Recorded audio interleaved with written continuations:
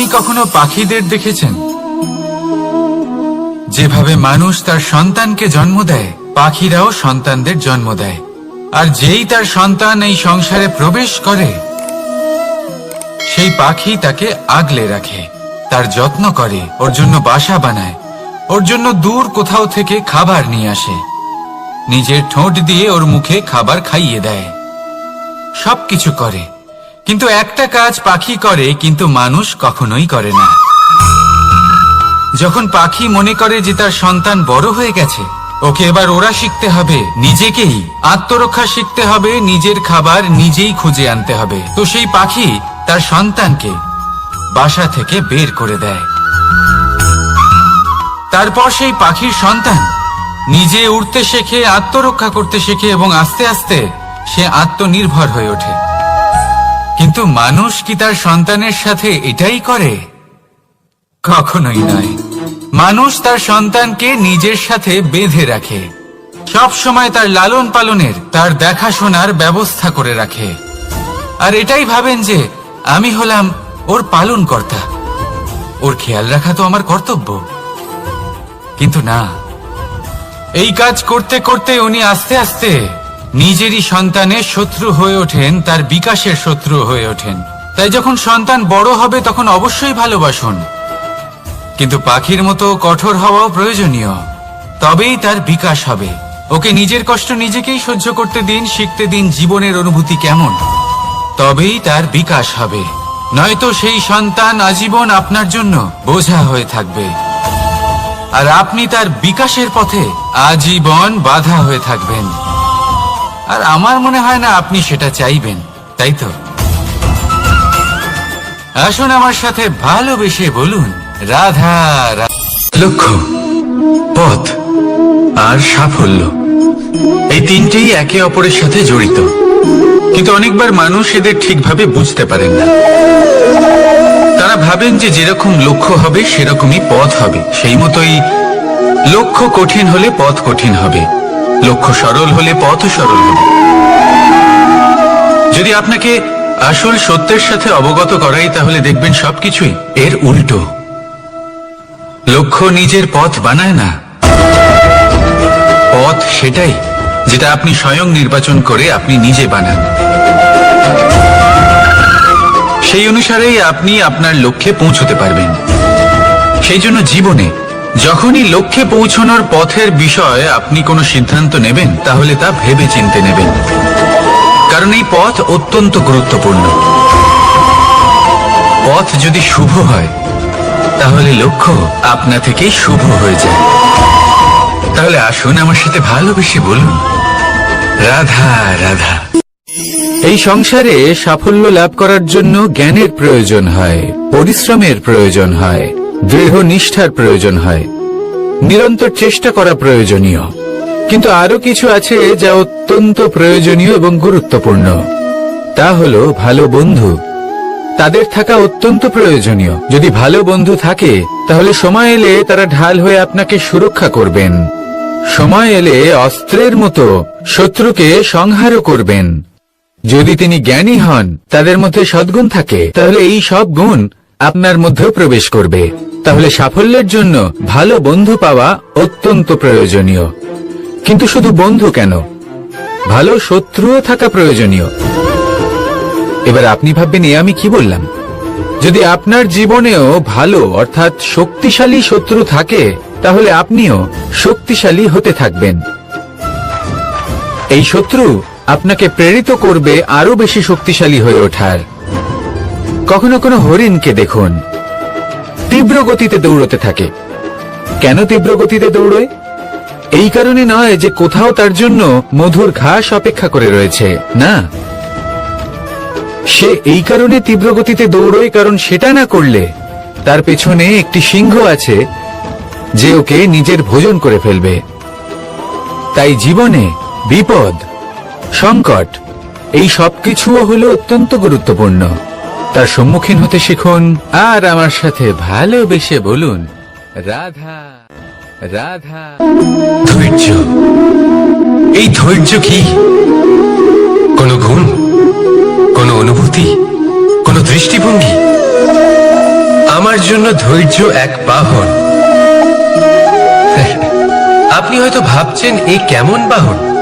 বাহন তো ঘোড়া হতে পারে, হাতি হতে পারে, উটও হতে পারে, কিন্তু ধৈর্যকে বাহন বানানো মানে? চলুন আপনাকে একটা কথা বোঝাই। পৃথিবীতে এমন কোনো বাহন নেই যে তার আরোহীকে আছড়ে ফেলেনি। সেটা উট হোক বা হাতি হোক বা ঘোড়া হোক, চলতে চলতে কখনো নড়বড় করেই বসে। তারপর সেই আরোহী পরে কারোর পায়, তারপর পরে তার নিজের নজরে। কিন্তু ধৈর্যরূপী বাহন কখনো কাউকে ফেলে না, কখনো না। না সেই আরোহী কারোর পায়ে পড়ে, আর না তো নিজের নজরে। কারণ ধৈর্য আপনাকে বিবেক প্রদান করে, বিবেক আপনাকে পরিকল্পনায় সাহায্য করে, আর পরিকল্পনা প্রদান করে আপনাকে শক্তি, আপনার লক্ষ্যের দিকে অগ্রসর হওয়া। বুঝলেন? ধৈর্যকে সঙ্গে রাখুন, নিজেকে আরো ধৈর্যশীল করে তুলুন। এই ধৈর্যের সাহায্যে আরোহণ করে দেখুন কিভাবে এই বাহন আপনাকে আপনার গন্তব্যে পৌঁছে দেবে। রাধা রাধা। সংসারে এমন একটা ভ্রান্ত ধারণা রয়েছে যে সবকিছু ভাগ্যের দ্বারা পাওয়া যায়, কিন্তু ভাগ্য, প্রারব্ধ এ তো সকলের জন্যই সমান হয়। এটা তো ব্যক্তির উপরে নির্ভরশীল হয়, তার আকাঙ্ক্ষার উপরে নির্ভরশীল হয়, বাসনার উপরে নির্ভরশীল হয়, স্বভাবের উপরে নির্ভরশীল হয় যে উনি সেটা নিয়ে কি করেন। দেখুন, এই প্রসাদ কিন্তু সকলকেই দেওয়া হয়, কিন্তু তা গ্রহণ করবেন কিভাবে সেটা ব্যক্তির উপরে নির্ভর করে। আপনাকে এক উদাহরণ দিই। যেমন ধরুন, দুজন মানুষকে আমি একটা করে মাটির ডেলা দিলাম, সেটা নিয়ে তারা কি করবেন? একজন মানুষ তার ছোট ছোট ডেলা বানাবেন আর পথযাত্রীদের ওপরে ছুঁড়ে মারবেন, হাসি ঠাট্টা করবেন, তাদের বস্ত্র নোংরা করে দেবেন, সেটাতেই উনি আনন্দ পাবেন। অন্যদিকে দ্বিতীয় ব্যক্তি সেই মাটির ডেলা দিয়েই নিজের জন্য একটা কুঁড়ে ঘর বানাবেন। সেই কুঁড়ে ঘর যা রোদেতে, বৃষ্টিতে, ঝড়ে তাকে সুরক্ষিত রাখবে। অনুভূতি, এই অনুভূতি বদলাতে শিখুন। এই অনুভূতি অত্যন্ত গুরুত্বপূর্ণ। ভালোবাসাতেও এই অনুভূতি হলো অত্যন্ত গুরুত্বপূর্ণ। ভালোবাসা সে বন্ধুর সাথে হোক, মা বাবার সাথে হোক, ভাই বোনের সাথে হোক, স্ত্রীর সাথে হোক, যে কারোর সাথে হোক। মনে রাখবেন, এই হলো সেই অনুভূতি যা আপনার ভাগ্য নির্ধারণ করে থাকে। তাহলে আসুন আমার সাথে প্রেমের অনুভূতি নিয়ে বলুন, রাধা রাধা। শক্তি এক অত্যন্ত বিচিত্র বস্তু, বা বলতে পারেন অনুভূতি। পিতা সবসময় চান যেন তিনি তার শক্তি পুত্র। আসুন আপনাকে সহজে বোঝাই। যদি আপনি সুপাত্র হন আর আপনাকে শক্তি দেওয়া হয়, তাহলে আপনি সেই শক্তির গুরুত্ব বুঝবেন, কোথায় সেই শক্তি প্রয়োগ করা উচিত সেটা বুঝবেন। আর এটা যেহেতু অর্জন করা শক্তি হবে, সেই শক্তির অপব্যবহার হবে না। কিন্তু যদি এই আপনি কুপাত্র হন আর যদি আপনাকে এই শক্তি দেওয়া হয়, তাহলে কি হবে? দেখতে গেলে এই শক্তি আপনি দান হিসেবে পেয়েছেন, তাই না আপনি এই শক্তির গুরুত্ব বুঝবেন আর না এর প্রয়োগ আপনি জানবেন। তার অপব্যবহার হওয়া সুনিশ্চিত। তাই যদি আপনি কোনো শক্তি অর্জন করতে চান, তাহলে আগে তার যোগ্য হয়ে উঠুন। পুত্র নয়, পাত্র হয়ে উঠুন।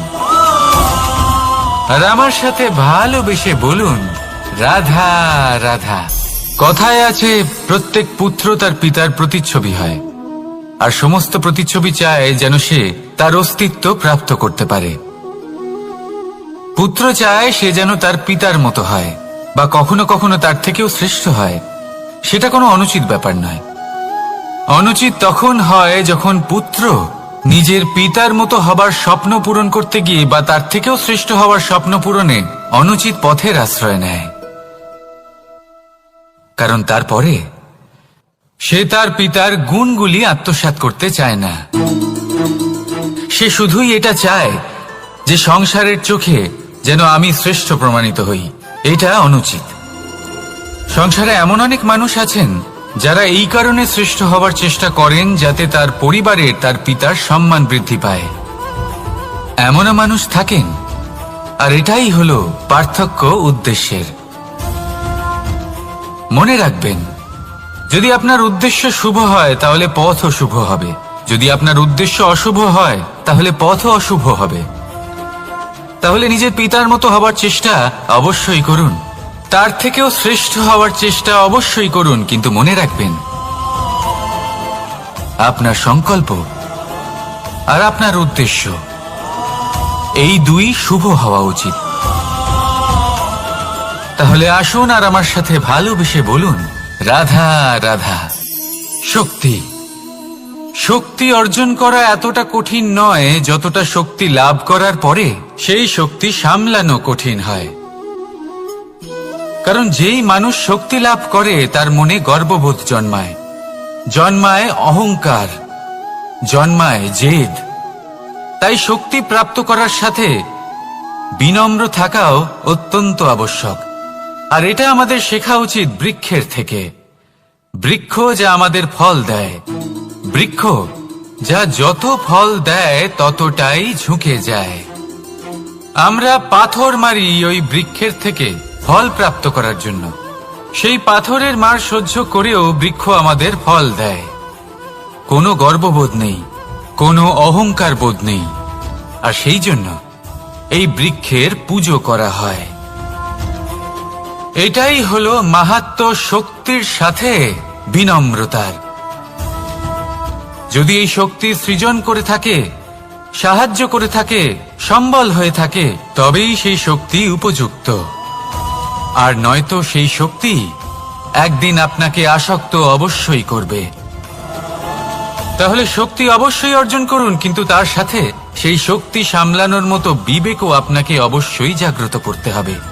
তাহলে আসুন আমার সাথে ভালোবেসে বলুন, রাধা রাধা। অহংকার অত্যন্ত বলশালী হয়। এই অহংকার মানুষকে কখনো নত হতে দেয় না। অদ্ভুত ব্যাপার, এই অহংকার যা মানুষকে কখনো নত হতে দেয় না, সেটাই তার পতনের কারণও হয়ে দাঁড়ায়। যেখানে মানুষ এটা ভাবতে শুরু করে যে শুধুমাত্র সেই যোগ্য, সেখান থেকেই তার পতনের আরম্ভ। ঠিক কিনা? দেখুন, যদি কোনো মানুষ এটা ভাবে যে আমি এই সব কিছু করতে পারি, তাহলে তা হলো বিশ্বাস। কিন্তু যদি সে এটা ভাবতে থাকে যে শুধুমাত্র আমি এই কাজ করতে পারি, তাহলে তা হলো সেই ব্যক্তির অহংকার। আর এটা আপনাকে বিনাশের দিকে অবশ্যই নিয়ে যাবে। মনে রাখবেন, যখন আমি আর শুধুমাত্র এই দুই এক হয়ে যায়, সেখান থেকে আপনার পতনের সূত্রপাত হবেই। তাই আপনি কখনোই এই অহংকারের চক্রব্যূহে ফেঁসে যাবেন না। বিশ্বাস রাখুন নিজের ওপর এবং অন্যের ওপরও। আর মনে রাখবেন, বিশ্বাসের মধ্যে বিশ্বের প্রত্যেকটা বস্তু বসবাস করে। তাই এই অহংকারকে ত্যাগ করে ফেলুন আর আত্মবিশ্বাসের ওপর মনোসংযোগ করুন। আর আমার সাথে ভালোবেসে বলুন, রাধা রাধা। মানুষ নিজের জীবনে ঈশ্বরকে খুব মান্য করে, ওনার জন্য কি না করে। ভিন্ন ভিন্ন নামে তাকে স্মরণ করে, তাকে পুজো করে, তার আরাধনা করে। সে জানে যে ঈশ্বর তাকে শক্তি অবশ্যই দেবেন, তাকে সাহায্য অবশ্যই করবেন। কিন্তু যখন প্রশ্ন আসে গুরু এবং ঈশ্বরের, তখন গুরুর মান কখনো কম হওয়া উচিত নয়। কারণ সত্যি বলতে কি, গুরুই হলেন সেই সিঁড়ি যা বেয়ে আপনি ঈশ্বরের কাছে পৌঁছানোর পথ খুঁজে পাবেন। সেই পথ আপনি গুরুর থেকেই পাবেন। গুরু না থাকলে আপনি কখনো ঈশ্বর লাভ করতেই পারবেন না। আর জীবনে অনেক সময় লক্ষ্যের থেকেও অনেক বেশি গুরুত্বপূর্ণ হলো পথ। তাই এই পথের সম্মান করতে শিখুন, অর্থাৎ গুরুকে সম্মান করতে শিখুন। কারণ গুরুই হলেন পরমেশ্বর। তাহলে আসুন আর আমার সাথে ভালোবেসে বলুন, রাধা রাধা। আপনার জীবনে আপনার প্রকৃত বন্ধু আসলে কে? আপনার সব থেকে শ্রেষ্ঠ মিত্র আসলে কে? তিনি যিনি সময় এলে পরে আপনাকে সাহায্য করেন, নাকি তিনি যিনি সময় এলে পরে আপনাকে অর্থ দেন? দেখুন, আমরা হলাম মানুষ, আমাদের জীবনে লেনদেন চলতেই থাকে। এটা আমাদের জীবনের অভিন্ন অংশ। কিন্তু অনেক সময় এমন হয় যে আমরা তাকেই নিজের প্রকৃত বন্ধু বলে মনে করি, যিনি আমাদের একটা বহুমূল্য উপহার দেন। ঠিক কিনা? এবার আপনার জীবনে সেই বহুমূল্য উপহার কোনটা, ওই অমূল্য মিত্র আসলে কে, সেই সিদ্ধান্ত হলো আপনার। কিন্তু যদি আপনি আমাকে জিজ্ঞেস করেন, তাহলে আমার মতে স্বর্ণ, হিরে, মুক্ত, ধন এগুলো বহুমূল্য নয়। বহুমূল্য হলো সঙ্গ, যখন আপনি একা হয়ে যাবেন, সময়, যখন আপনার তাকে প্রয়োজন হবে, সমর্পণ, যখন আপনার বিশ্বাসের প্রয়োজন পড়বে। যে মানুষ আপনার প্রতি এই 3 গুণ প্রদর্শন করেন, যিনি আপনার কঠিন সময়ে আপনাকে অবশ্যই সঙ্গ দেবেন, যখন আপনার প্রয়োজন পড়বে আপনাকে অবশ্যই সময় দেবেন, আপনার প্রতি সম্পূর্ণ সমর্পিত থাকবেন, সেই হলো আপনার আসল মিত্র, সেই হলো আপনার প্রকৃত বন্ধু। কারণ সত্যি বললে, বন্ধুত্বের অর্থই হলো নিজেকে সম্পূর্ণরূপে কারোর কাছে সমর্পণ করে দেওয়া।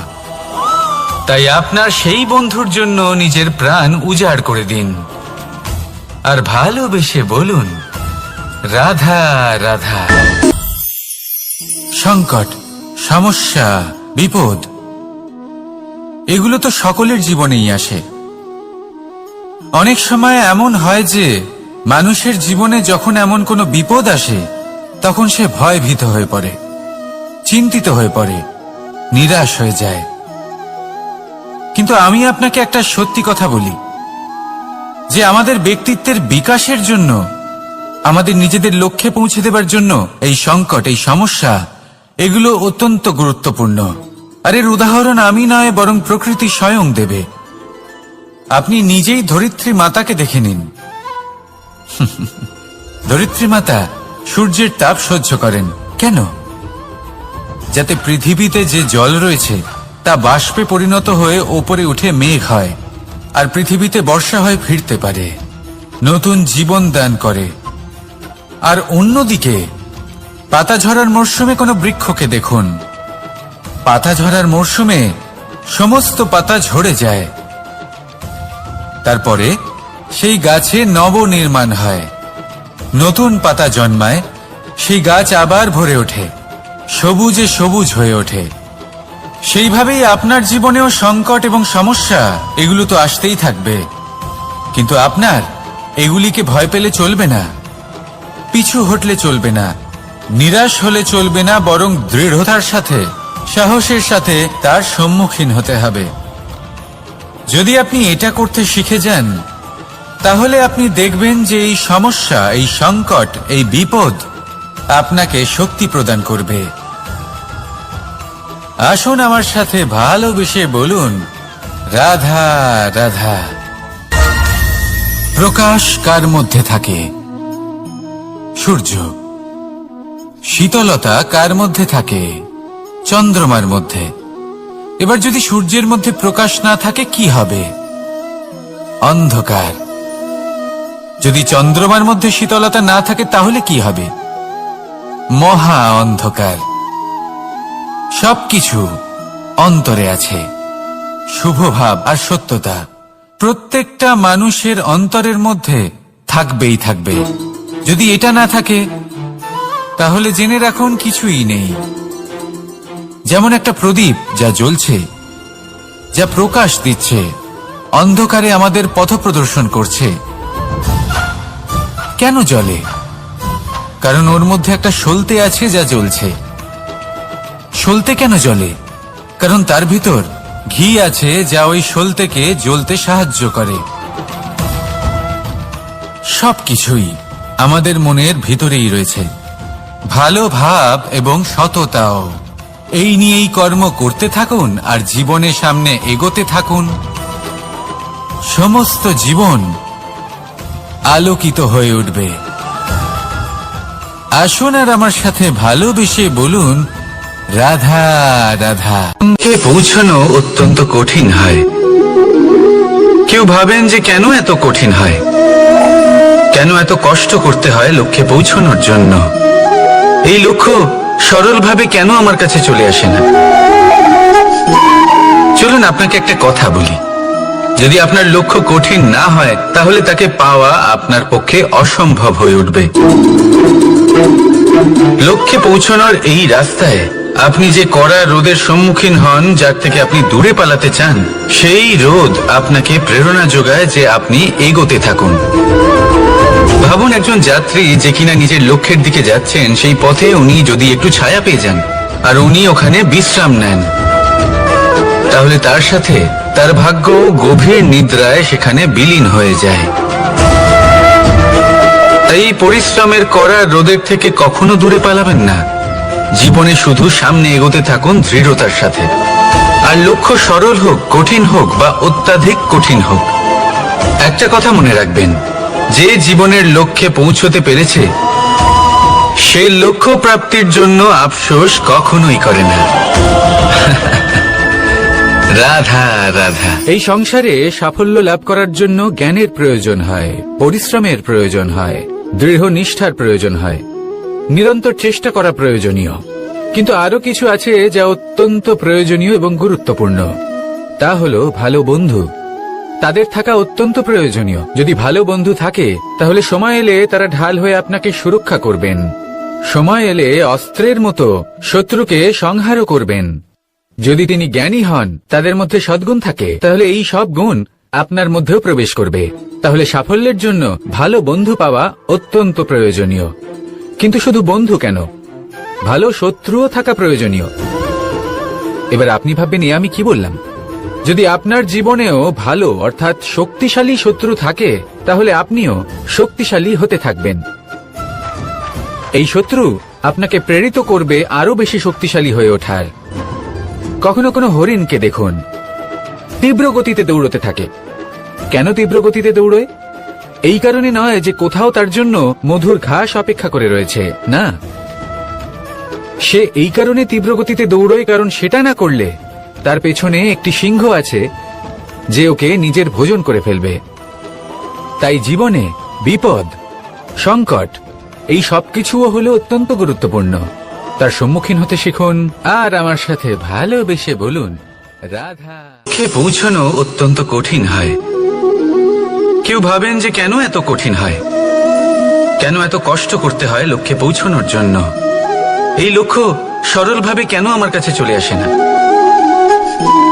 চলুন আপনাকে একটা কথা বলি, যদি আপনার লক্ষ্য কঠিন না হয় তাহলে তাকে পাওয়া আপনার পক্ষে অসম্ভব হয়ে উঠবে। লক্ষ্যে পৌঁছানোর এই রাস্তায় আপনি যে কড়া রোদের সম্মুখীন হন, যার থেকে আপনি দূরে পালাতে চান, সেই রোদ আপনাকে প্রেরণা যোগায় যে আপনি এগোতে থাকুন। ভাবুন একজন যাত্রী যে কিনা নিজের লক্ষ্যের দিকে যাচ্ছেন, সেই পথে উনি যদি একটু ছায়া পেয়ে যান আর উনি ওখানে বিশ্রাম নেন, তাহলে তার সাথে তার ভাগ্য গভীর নিদ্রায় সেখানে বিলীন হয়ে যায়। তাই পরিশ্রমের করা রোদের থেকে কখনো দূরে পালাবেন না। জীবনে শুধু সামনে এগোতে থাকুন দৃঢ়তার সাথে। আর লক্ষ্য সরল হোক, কঠিন হোক বা অত্যাধিক কঠিন হোক, একটা কথা মনে রাখবেন, যে জীবনের লক্ষ্যে পৌঁছতে পেরেছে সে লক্ষ্য প্রাপ্তির জন্য আফসোস কখনোই করে না। রাধা রাধা। ধৈর্য, এই ধৈর্য কি কোনো গুণ, কোনো অনুভূতি, কোনো দৃষ্টিভঙ্গি? আমার জন্য ধৈর্য এক বাহন। আপনি হয়তো ভাবছেন, এই কেমন বাহন? বাহন তো ঘোড়া হতে পারে, হাতি হতে পারে, উটও হতে পারে, কিন্তু ধৈর্যকে বাহন বানানো মানে? চলুন আপনাকে একটা কথা বোঝাই। পৃথিবীতে এমন কোনো বাহন নেই যে তার আরোহীকে আছড়ে ফেলেনি। সেটা উট হোক বা হাতি হোক বা ঘোড়া হোক, চলতে চলতে কখনো নড়বড় করেই বসে। তারপর সেই আরোহী পড়ে কারোর পায়, তারপর পড়ে তার নিজের নজরে। কিন্তু ধৈর্যরূপী বাহন কখনো কাউকে ফেলে না, কখনো না। না সেই আরোহী কারোর পায়ে পড়ে আর না তো নিজের নজরে। কারণ ধৈর্য আপনাকে বিবেক প্রদান করে, বিবেক আপনাকে পরিকল্পনায় সাহায্য করে, আর পরিকল্পনা প্রদান করে আপনাকে শক্তি, আপনার লক্ষ্যের দিকে অগ্রসর হওয়া। বুঝলেন? ধৈর্যকে সঙ্গে রাখুন, নিজেকে আরো ধৈর্যশীল করে তুলুন। এই ধৈর্যের সাহায্যে আরোহণ করে দেখুন কিভাবে এই বাহন আপনাকে আপনার গন্তব্যে পৌঁছে দেবে। রাধা রাধা। সংসারে এমন একটা ভ্রান্ত ধারণা রয়েছে যে সবকিছু ভাগ্যের দ্বারা পাওয়া যায়। কিন্তু ভাগ্য, প্রারব্ধ এ তো সকলের জন্যই সমান হয়। এটা তো ব্যক্তির উপরে নির্ভরশীল হয়, তার আকাঙ্ক্ষার উপরে নির্ভরশীল হয়, বাসনার উপরে নির্ভরশীল হয়, স্বভাবের উপরে নির্ভরশীল হয় যে উনি সেটা নিয়ে কি করেন।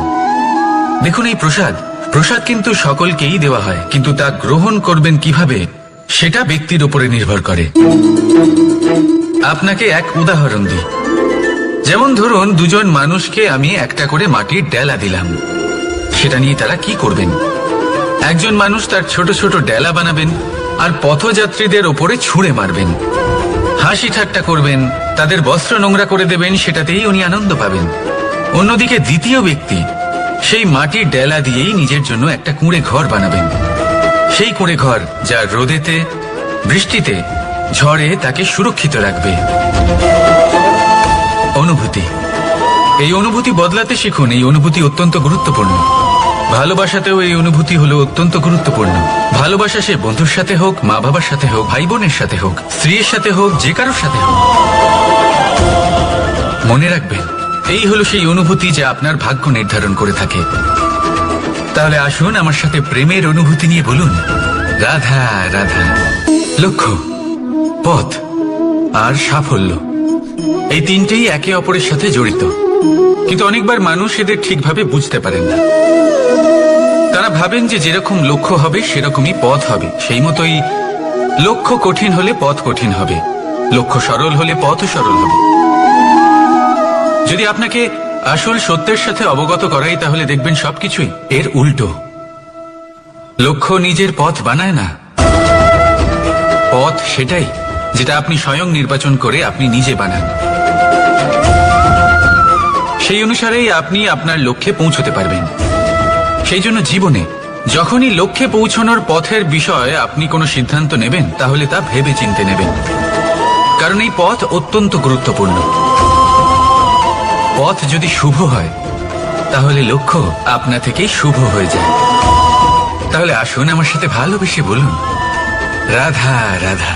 ভাগ্য আর কর্ম, এই দুই এমন শব্দ যাকে ঘিরে সমগ্র সংসার। কেউ বলে আমার ভাগ্যে এটা ছিল না, যা পেলে আমার জীবন অন্যরকম হতো। কেউ বলে আমার গত জন্মের কর্ম নিশ্চয়ই এমন ছিল, যে কারণে এই জন্মে এরকম ভাগ্য পেয়েছি আমি। এসব বাদ দিন আর একবার শান্ত চিত্তে ভাবুন। আপনি বুঝতে পারবেন যে ভাগ্য আর কর্ম এই দুই এই জন্মের। তফাৎ শুধুমাত্র এটাই যে যদি ভাগ্যের কথা বলা হয়, তাহলে আপনি এই ভাগ্যের থেকে যত বেশি আশা করবেন, তত বেশি নিরাশ হবেন আপনি, কারণ এই আশা আপনাকে কর্ম করা থেকে আটকায়। যদি কথা বলা হয় কর্মের, তাহলে নিজের কর্মের প্রতি যত বিশ্বাস রাখবেন, তত বেশি সফলতা আপনার কাছে আসবে। তাই একটা কথা মনে রাখবেন, ভাগ্য আপনার কর্ম নির্ধারণ করে না, কিন্তু আপনার কর্ম আপনার ভাগ্যকে অবশ্যই নির্ধারণ করে। রাধা রাধা নাম কত সাধারণ একটা বিষয়। প্রত্যেক মানুষ যে জন্ম নেয়, তাকে একটা নাম দেওয়া হয়, যা সে পেয়ে থাকে তার মাতা পিতার দ্বারা, না হলে তার গুরুর দ্বারা, বা কোনো আত্মীয়ের দ্বারা, বা কোনো কাছের মানুষের দ্বারা। এই নামের সাথে সে আস্তে আস্তে বেড়ে ওঠে। কিন্তু এটাই কি সেই নাম? এই নামই কি সবকিছু? কখনোই নয়। একটা নাম সেটা যা আপনি জন্মের সময় লাভ করেন, যে নামে আপনি কর্মের পথে অগ্রসর হন। আরও একটা নাম সেটা যা আপনি আপনার কর্মের দ্বারা অর্জন করেন, আর এই নামেই আপনাকে সবাই যুগ যুগ ধরে মনে রাখে। আপনার আসল নাম সেটা নয় যা আপনাকে জন্মের সময় দেওয়া হয়েছিল। আপনার আসল নাম সেটা যেটা আপনি আপনার কর্ম দ্বারা লাভ করেছেন, কারণ সেই লাভের পেছনে প্রচুর প্রয়াস লুকিয়ে থাকে, অনেক পরিশ্রম লুকিয়ে থাকে। কিন্তু যদি আপনি চান যে মানুষ আপনার নাম মনে রাখে, তাহলে আপনাকে কর্মের পথে অগ্রসর হতেই হবে, শুভ কর্ম করতে হবে, অনর্গল চেষ্টা করে যেতে হবে, মহান কাজ করতে হবে। আর বিশ্বাস করুন, আপনি একটা মহান নামের ফল অবশ্যই লাভ করবেন। রাধা রাধা। আমি এখানে একা এই বনে বসে আছি, বাঁশি বাজাচ্ছি। কার জন্য? কে আছেন এখানে? কেউ নেই। আমার প্রজা, আমার রাজ্য, আমার পরিবার আমার থেকে অনেক দূরে আছেন। আমি এখানে একা এই বনে বসে এই আকাশের এই রঙের, গাছের এই সব ফলের, মাটির সুবাসের আনন্দ উপভোগ করছি। কেন? আমি হলাম দ্বারকাধীশ। এমন কি রাজকীয় বা ভৌতিক সুখ রয়েছে যে আমি ওখানে পেতে পারি না? সবকিছুই পেতে পারি, তাও এখানে বনে একা বসে আছি। কোন সুখ খুঁজে চলেছি? একা থাকার সুখ। আমরা প্রত্যেকদিন অনেক মানুষের সাথে, চিন্তাধারার সাথে, কর্মের সাথে, পরিস্থিতির সাথে, সুখ দুঃখের দ্বারা বেষ্টিত থাকি। জীবনের এই চক্রে আমরা জড়িয়ে পড়তে থাকি। যতই আমরা এই সমস্যার সমাধান করি, আমরা ততই এতে জড়িয়ে পড়ি।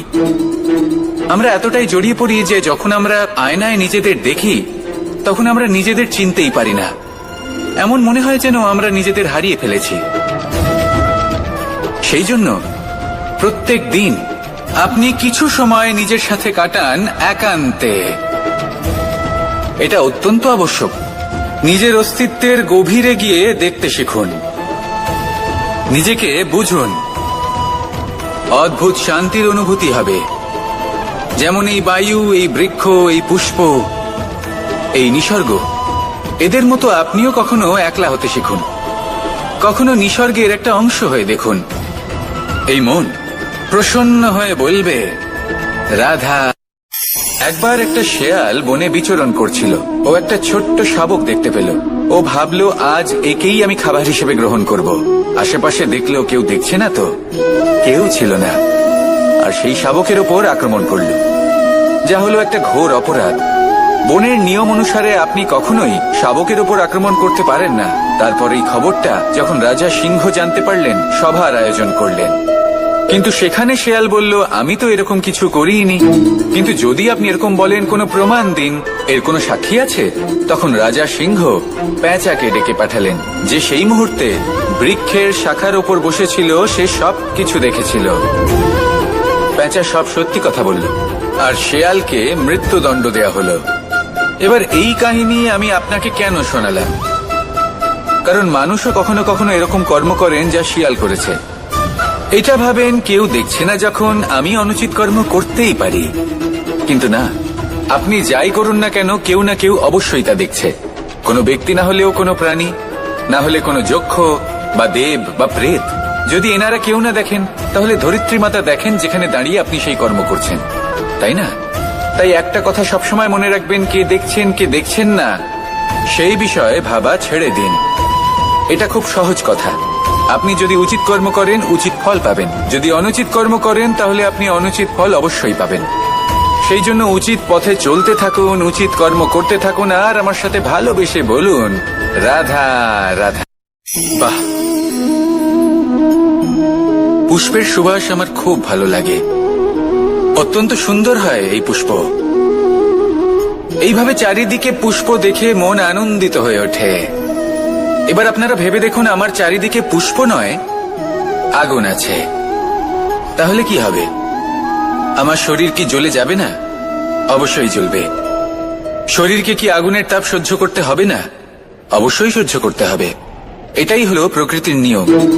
এই নিয়ম কিন্তু আমরা সবাই জানি, কিন্তু আমাদের মধ্যে বেশিরভাগ মানুষ এই বিভ্রান্তি নিয়ে বাঁচি যে এই যে প্রকৃতির নিয়ম, তা আমার ওপর প্রযোজ্য নয়। তা কিন্তু নয়। আমাদের চতুর্দিকে এই যে নিসর্গ রয়েছে, আমরা তার কতটা ক্ষতি করি সেটা একবার ভেবে দেখুন। আমরা বনাঞ্চল জ্বালিয়ে দিই, বায়ু দূষিত করি, জল দূষিত করি, প্রাণীদের হত্যা আমরা করি। কেন? এই নিসর্গ আমরা নষ্ট করি, যদিও আমরা জানি যে আমরাও হলাম এই নিসর্গেরই অংশ। এবার দেখুন, শরীরের কোনো অংশে যদি আগুন ধরান, আস্তে আস্তে সমস্ত শরীরও জ্বলে যাবে। সেইভাবেই নিসর্গ যদি নষ্ট হয়ে যায়, তাহলে মনুষ্য জাতিও নষ্ট হয়ে যাবে। তাই এই যে নিসর্গ আপনি দেখছেন, এই পুষ্প, এই বৃক্ষ, বায়ু, জল, এদের সকলকে রক্ষা করুন, নষ্ট নয়। মনে রাখবেন, যদি নিসর্গ থাকে, মানুষ থাকবে। যদি নিসর্গ থাকে, তাহলেই জীবন থাকবে। আসুন আমার সাথে ভালোবেসে বলুন, রাধা রাধা। কারই না পছন্দ বলুন তো? অত্যন্ত সুস্বাদু হয় এই মধু, মিষ্টি খেতে হয় এবং তা শক্তিও প্রদান করে, এবং প্রত্যেকটি মিষ্টি পদার্থের মতোই এতেও খুব তাড়াতাড়ি পিঁপড়ে ধরে যায়। অন্যদিকে যদি নুনকে দেখি, তাহলে বছরের পর বছর রাখলেও এতে পিঁপড়ে ধরে না। এবার যদি কথা বলি বন্ধুত্বের, তাহলে বন্ধুত্ব নুনের মতো হওয়া উচিত, মধুর মতো নয়। যারা সামনে এলে শুধুমাত্র মধুর মধুর কথা বলবে, পরে এতে পিঁপড়ে ধরে যাবে, এটা নুনের মতো হওয়া উচিত। প্রকৃত বন্ধু হলো সে যে সময় এলে পরে আপনার সামনে আপনার প্রকৃত সত্য তুলে ধরবে, তা সে যতই কঠিন হোক না কেন। আপনার দোষ, আপনার অপগুণ, আপনার খামতি আপনাকে বলতে পারবে, যাতে আপনি সেগুলো শুনে মেনে নিয়ে তারপর নিজেকে শুধরোতে পারেন। এটাই হলো প্রকৃত বন্ধুত্ব। কখনো নিজের জীবনের আশেপাশে মন দিয়ে দেখবেন, অনেক সময় এমন মানুষ থাকেন, অনেক বন্ধু থাকেন, যাদের দেখে আমাদের মনে হয় যে এনারা খুব কঠোর, এনাদের কথা খুব কটু। কিন্তু বেশিরভাগ এমন মানুষের মনটা যদি বুঝতে পারেন, তাহলে দেখবেন তাতে কোনো মালিন্য নেই, এনাদের মন অত্যন্ত পবিত্র হয়। যদি আপনার জীবনেও এমন কোনো ব্যক্তি থেকে থাকে, এমন বন্ধু থাকে, তাহলে তাদের আগলে রাখুন আর আমার সাথে ভালোবেসে বলুন, রাধা রাধা। যতক্ষণ আমরা এই সংসারে জীবিত, ততক্ষণ আমাদের সাথে সবকিছু থাকে, আমাদের ধন, সুখ স্বাচ্ছন্দ্য, আমাদের মিত্রগণ, আমাদের পরিবার, এই সমাজ, এই সবকিছু আমাদের সাথে থাকে। যেদিন আমরা এই সংসারকে ত্যাগ করব, এদের মধ্যে কেউ আমাদের সাথে যাবে না, না ধন, না স্বাচ্ছন্দ্য, না সম্পত্তি। এই সকল মানুষ, এই সমাজ, এরা শুধুমাত্রই শ্মশান পর্যন্ত আমাদের সাথে থাকতে পারবেন। তারপরে যদি আমাদের সাথে কিছু যেতে পারে, তাহলে তা শুধুই আমাদের ধর্ম। আর এই সংসারে আমরা নিজেদের যে সুনাম রেখে যাই, সেটা সম্ভব শুধুমাত্র কর্মের দ্বারা। সেই জন্য সংসারে যতদিন পর্যন্ত জীবিত আছেন, যদি কিছু অর্জন করতে চান, তাহলে ধর্ম অর্জন করুন, ধর্মের বিষয়ে স্পষ্টতা অর্জন করুন এবং কর্ম অর্জন করুন। এটাই হবে আপনার অতীত এবং এটাই হবে আপনার ভবিষ্যৎ, এবং এটাই সকলকে প্রেরণা প্রদান করবে। আসুন আমার সাথে ভালোবেসে বলুন, রাধা রাধা। কোনো যাত্রায় যাব বলে মনে করি, তখনই আমরা প্রস্তুত থাকি আসন্ন বিপদের জন্য বা সংকটের জন্য। যেমন যদি আমাদের মনে হয় যে আজকের পরিবেশ খুব ঠান্ডা হবে, তাহলে আমরা গরম বস্ত্র ধারণ করি বা সেটাকে সাথে নিয়ে যাই। যদি মনে হয় যে বৃষ্টি হতে পারে বা বৃষ্টি হয়ে চলেছে, আমরা দেখছি, তাহলে আমরা একটা ছাতা সাথে নিয়ে নিই। আমরা প্রস্তুত থাকতে চাই এবং এটাই উচিত, এবং সেই কারণেই আমরা যাত্রায় সাফল্য লাভ করি। কিন্তু যদি আমরা কথা বলি জীবনযাত্রা নিয়ে, যা কিনা সব থেকে বেশি গুরুত্বপূর্ণ, তাহলে তার জন্য আমরা পূর্ণরূপে প্রস্তুত থাকি না। আশেপাশের মানুষ, এই সমাজ, আমাদের সাথী, আমাদের মিত্ররা যে কোনো মুহূর্তে বদলে যেতে পারেন। সেই জন্য আমরা নিজেদেরকে কখনো সাবধান করি না, কখনোই নিজেদের প্রস্তুত করি না। আমাদের এটা কখনোই মনে হয় না যে এরকম হতে পারে, আর সেই কারণেই শেষে গিয়ে আমরা অত্যন্ত দুঃখ পাই। একটা অমূল্য শিক্ষা আছে যেটা আমাদের লাভ করা উচিত, সতর্ক থাকা উচিত। এই জীবনযাত্রার জন্য শুধুমাত্র এই পরিবেশের বিষয়ে তথ্য সংগ্রহ করা বা তাকে অনুমান করা, এটুকু হলেই চলবে না। আমাদের আশেপাশের মানুষজনকে দেখতে হবে, তাদের স্বভাব, পরিস্থিতির ওপর নজর রাখতে হবে। যখন তারা রং পাল্টাচ্ছেন, নজর রাখতে হবে, তা অত্যন্ত আবশ্যক। পরিবর্তন আপনার জীবনে অবশ্যম্ভাবী, সঠিকভাবে তার সম্মুখীন হন। আসুন আমার সাথে ভালোবেসে বলুন, রাধা। এই সংসারের সব থেকে বড় সুখ কি?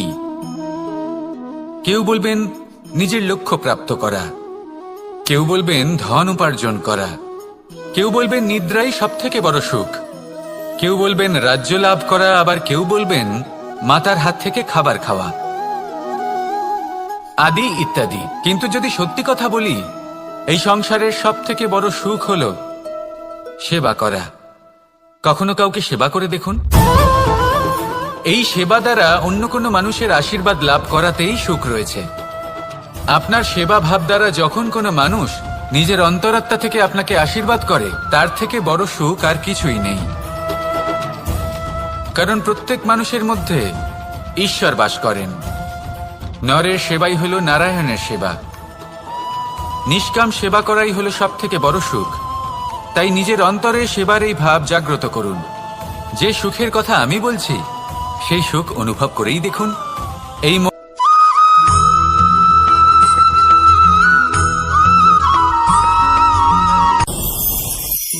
দুঃখের সাথে আমরা সবাই পরিচিত, কষ্টও আমরা সবাই পেয়েছি। কখনো কখনো আমরা অসুস্থ হয়ে পড়ি, আর এমন সময় হলে মাতার মমতা, কখনো বাবার স্নেহ, কখনো বন্ধুদের পাশে থাকার অনুভূতি আমাদের রোগ নিরাময়ে সাহায্য করে। কখনো যদি আমরা নিরাশ হয়ে পড়ি, তখন যদি আমাদের কোনো আপনজন আমাদের দুটো ভালো কথা বলে, তখন আমাদের মনোবল বেড়ে যায়। ঠিক তেমন সংসারের এই রঙ্গমঞ্চে যদি আপনি পীড়িত অনুভব করেন,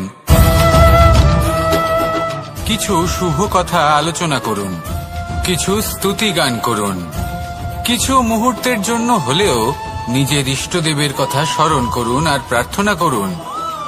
সাহস বাড়বে, শক্তিও বৃদ্ধি পাবে এবং সামনে এগিয়ে চলার পথও দেখতে পাবেন।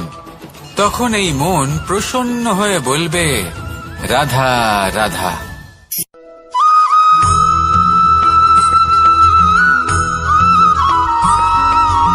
ফিরে আসছিলেন এবং তাদের ফেরার পথে হঠাৎ করে কোথাও থেকে একটি বাছুর চলে এলো।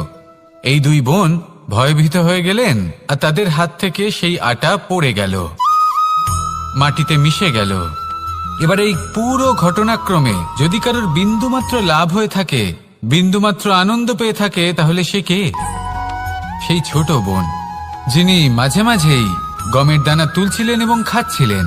কিছুটা হলেও উনি আনন্দ লাভ করেছিলেন। এবার এরকমই হলো আমাদের জীবনে ভক্তি এবং ভালোবাসা সংক্রান্ত বিষয়ে।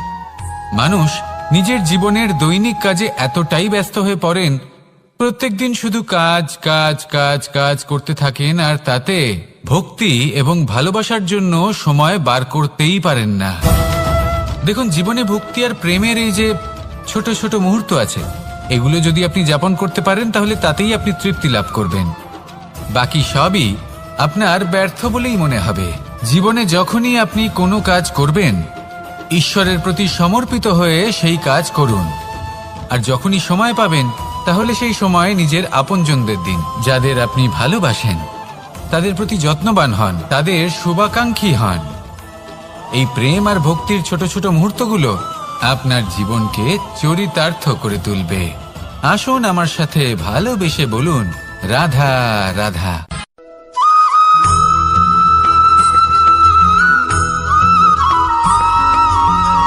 মানুষের মানসিকতা এমন হয় যে সে যতটা করে আশা করে যে তার থেকে অনেক বেশি তার বদলে সে পাবে। দেখুন, সবকিছুই আপনার ভাবনা চিন্তার উপর নির্ভর করছে। আপনি যদি ফলের বিষয়ে ভেবে কর্ম করতে থাকেন, তাহলে সেটা অনুচিত। জীবনের আসল আনন্দ হলো নিজের কর্ম করতে থাকা, ফলের চিন্তা করা উচিত নয়। যদি আপনি এরকম ভাবেন যে আমি এতটা করছি, আমার এতটা পাওয়া উচিত, সেই ভাবনা অনুচিত। যদি আপনি সেবার মানসিকতা নিয়ে কর্ম করতে থাকেন, কর্মচক্রে প্রবাহিত হন, যদি আপনি এমন ভাবনা রাখেন যে আমি এতটা পাচ্ছি, তাই এর থেকে অনেক বেশি আমি কর্ম করব, তাহলে নিশ্চিতরূপে আপনি যতটা করছেন তার থেকে অনেক বেশি আপনি পাবেন। আপনার আশার থেকে অনেক বেশি আপনি পাবেন। শুধু জীবনে অনেক বেশি কাজ করতে থাকুন, ফলের চিন্তা করবেন না। আর মনে রাখবেন, এই ভাবনাই সব থেকে বড় বীজ। কর্মের উপর বিশ্বাস রাখুন। জীবনে যা যা আপনি চান সবই সুখময় হবে। আসুন আর আমার সাথে ভালোবেসে বলুন, রাধা রাধা।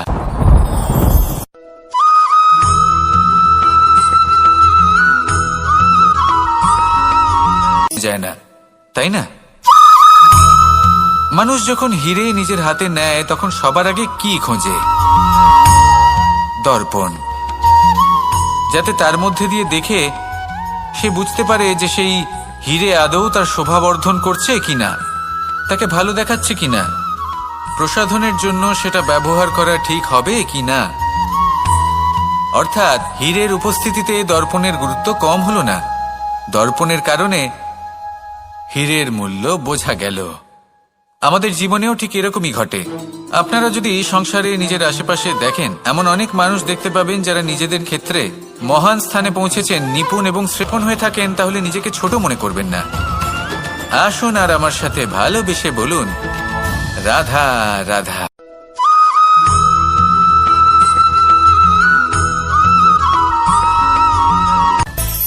মানুষের মধ্যে একটা বিচিত্র প্রবৃত্তি থাকে অন্য সকলের বিষয়ে, তাদের জীবনের বিষয়ে, তাদের ব্যক্তিত্বের বিষয়ে, তাদের ভবিষ্যতের বিষয়ে অনুমান করা।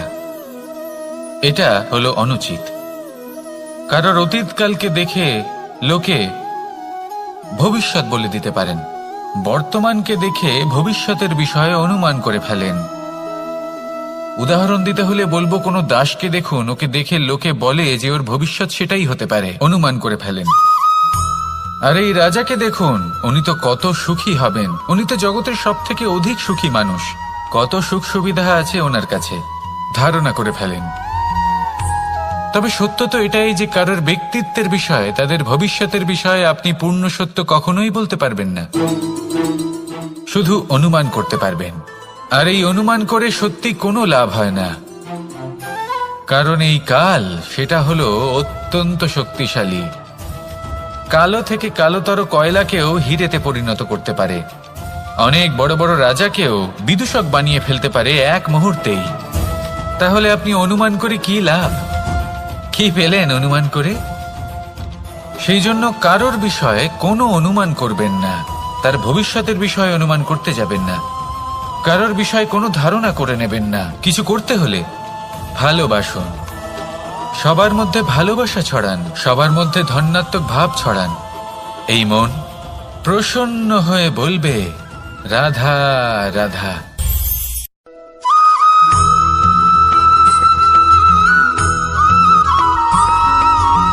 এই সংসারে সব থেকে বড় ব্যক্তি কে? আপনি বলবেন, এই কেমন ধরনের প্রশ্ন? কিন্তু এটা হলো সব থেকে উচিত প্রশ্ন। কেউ এর উত্তর দেবে যে সেই মহাপ্রতাপী রাজা, তিনি হলেন সব থেকে বড় ব্যক্তি, সেই বড় রাজনীতিবিদ, তিনিই সব থেকে বড় ব্যক্তি। আমি আপনাকে জানাই যে সংসারের সব থেকে বড় ব্যক্তি হলেন তিনি, যার সাথে দেখা করলে আপনি নিজেকে ছোট মনে করবেন না। কোনো ব্যক্তি যিনি সব থেকে বেশি শক্তিশালী, আপনি যদি তার সামনে যান, তাহলে উনি আপনার অন্তরের শক্তিকে বাইরে বের করে আনবে, আপনার অন্তরের লুকিয়ে থাকা শক্তিকে জাগ্রত করতে প্রেরণা প্রদান করবে। তিনি হলেন বড় ব্যক্তি, তিনি হলেন মহান ব্যক্তি। তিনি নন যিনি নিজের বল এবং ঐশ্বর্য দ্বারা আপনাকে তার সামনে ছোট প্রমাণ করবেন। এবং সেই জন্য মহাদেব আমার আরাধ্য হলেন আমার খুব প্রিয়। কারণ রাজা হোক বা ফকির, কেউ যদি ওনার সামনে যান তাহলে সে নিজেকে ছোট মনে করেন না। আপনিও যদি জীবনে অনেক বড় হতে চান, তাহলে কাউকে কখনো নিজেকে ছোট মনে করতে দেবেন না। তার অন্তরে বড় হয়ে ওঠার প্রেরণা প্রদান করুন। আসুন আমার সাথে ভালোবেসে বলুন, রাধা রাধা।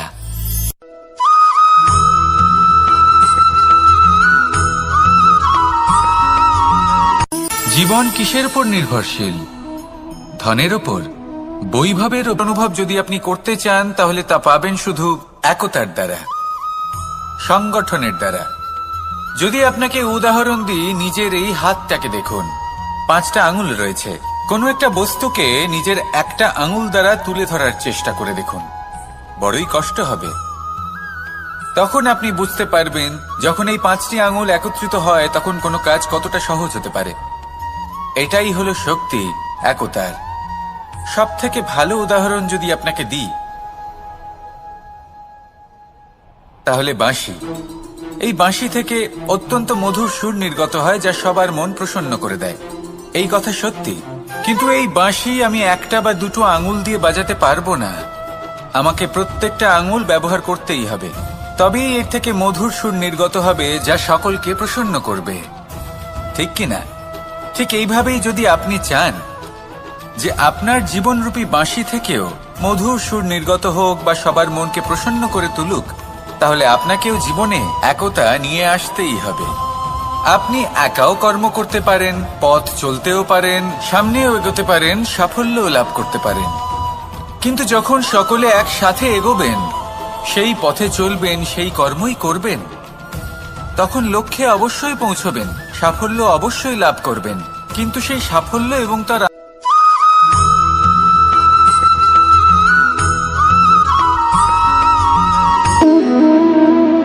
সম্পর্ক হলো আমাদের জীবনের একটি আধার। কিছু সম্পর্ক এমন যে আমরা জন্মসূত্রে লাভ করি, যেমন পরিবার, মা বাবা। কিছু সম্পর্ক আছে যে আমরা জীবনে অর্জন করে থাকি, তা সে প্রেমের হোক, স্নেহের হোক বা বন্ধুত্বের। এই সকল সম্পর্ক লাভ করার বা গড়ে তোলার 5টি ধাপ রয়েছে। প্রথম ধাপ, কোনো ব্যক্তির সাথে আলাপ হওয়া, তার সাথে কথা বলা বা তাকে দেখা। দ্বিতীয় ধাপ, সে ব্যক্তিকে আমাদের ভালো লাগা। তৃতীয় ধাপ, আমাদের এটা চাইতে শুরু করা যে জীবনে এই ব্যক্তি যেন আমাদের বন্ধু হন, আমাদের জীবনে থাকেন, বা আমাদের কাউকে ভালোবেসে ফেলা। আর এটা আমাদের ভাবা বা চাওয়া যে সেই ব্যক্তি যেন আজীবন আমার সাথে থাকেন, আমার জীবনে আমার সাথী হয়ে। চতুর্থ ধাপ, লাভ করা।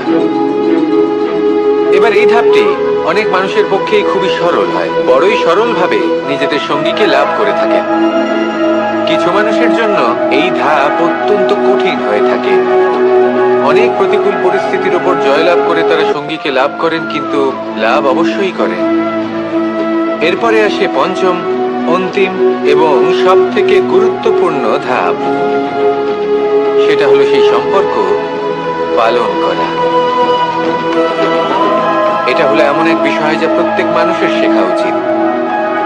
যদি ব্যক্তি নিজের জীবনে সম্পর্ক রক্ষা করতে শিখে যান, তবে প্রত্যেক সম্পর্ক তার জীবনকে স্বর্গ করে তুলবে। আসুন আর আমার সাথে ভালোবেসে বলুন, রাধা রাধা।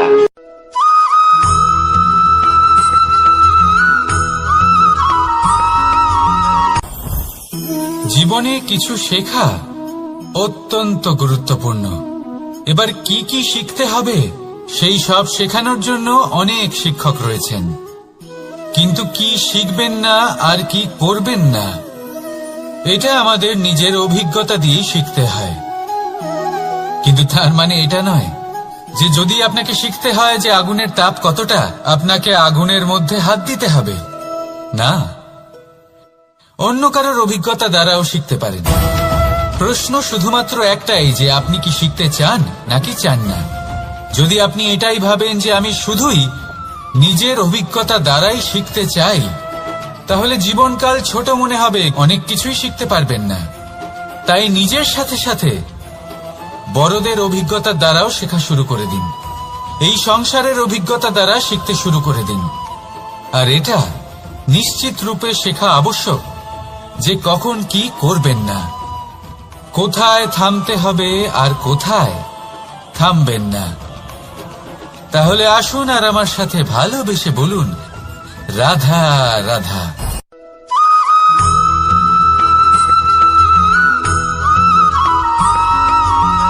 ভালো, শুধু ওনাদের কঠোর ব্যবহার দেখলে আমরা একটু ভয় পেয়ে যাই। এবার ওনাদের এই কঠোর ব্যবহার আমাদের ভালো না লাগলেও অত্যন্ত আবশ্যক, কারণ মাতার থেকে আমরা যে শক্তি লাভ করি তা যেন নিয়ন্ত্রণ হারিয়ে বিধ্বংসী না হয়ে ওঠে। আমরা যেন কোনো কুপথে না চলে যাই, আমরা কখনো যেন দোষ না করে ফেলি। শুধু সেই জন্য পিতা এবং গুরু একটু কঠোর হয়ে ওঠেন, এবং ওনাদের এই কঠোর আচরণ ভবিষ্যতে গিয়ে আমরা অবশ্যই বুঝতে পারি। জীবনে কিছু বছর আমরা এগিয়ে যাই আর তারপর আমরা বুঝতে পারি যে বাবা এবং গুরু আমাদের যথেষ্ট ভালোবাসতেন, কিন্তু ওনাদের ভালোবাসার বহিঃপ্রকাশ আলাদা। প্রয়োজনীয় হলো এটা দেখার, এটা বোঝার যে শুরু থেকে আমাদের প্রতি ওনাদের আচরণ কেমন ছিল। ওনাদের কঠোর হওয়ার পেছনে ওনাদের ভালোবাসাটা বোঝার চেষ্টা করুন, ওনাদের চিন্তাটা বোঝার চেষ্টা করুন, ওনাদের পথপ্রদর্শনের আড়ালে আপনার ভবিষ্যতের জন্য যে পরিকল্পনা ওনারা করেছেন সেটা বোঝার চেষ্টা করুন। তখন আপনারা বুঝতে পারবেন ওনাদের ভালোবাসাকে। আপনার মনের মধ্যে আপনা থেকেই ওনাদের প্রতি সম্মান জেগে উঠবে। নিজের পিতা এবং নিজের গুরু এই দুজনের প্রতি কৃতজ্ঞতা প্রকাশ করুন আর আমার সাথে ভালোবেসে বলুন, রাধা রাধা।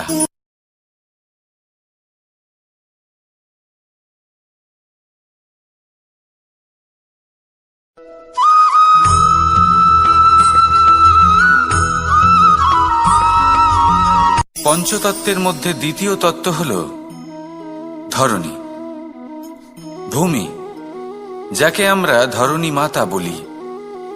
এই ধরনী ধৈর্য ধারণ করে, আর এর ওপরেই আমাদের সমগ্র সংসার নির্ভরশীল।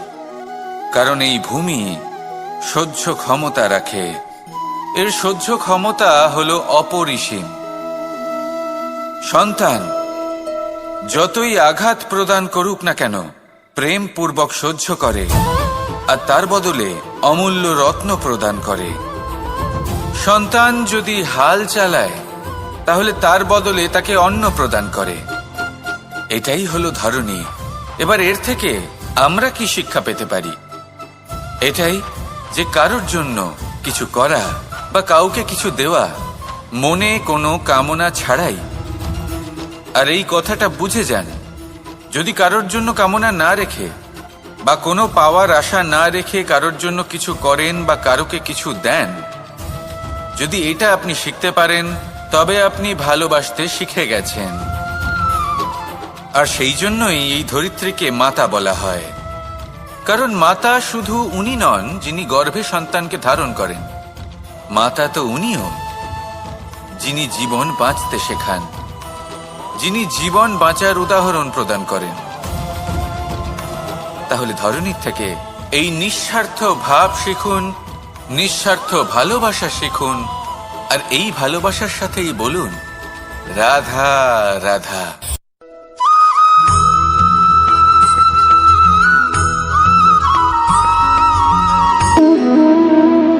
সম্পর্ক হলো আমাদের জীবনের একটি আধার।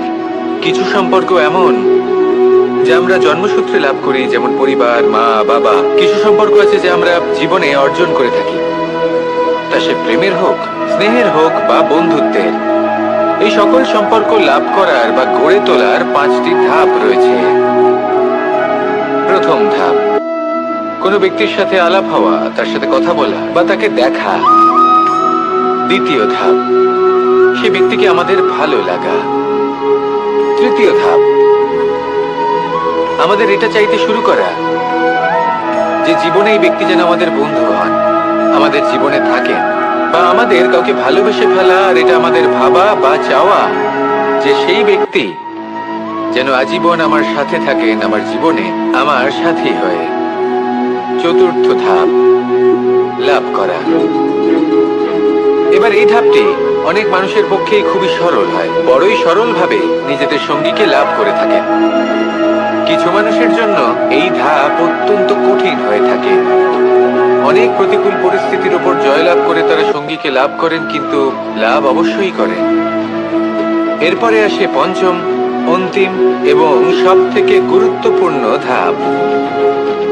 সেটা হলো সেই সম্পর্ক পালন করা। এটা হলো এমন এক বিষয় যা প্রত্যেক মানুষের শেখা উচিত। যদি ব্যক্তি নিজের জীবনে সম্পর্ক রক্ষা করতে শিখে যান, তবে প্রত্যেক সম্পর্ক তার জীবনকে স্বর্গ করে তুলবে। আসুন আর আমার সাথে ভালোবেসে বলুন রাধা রাধা।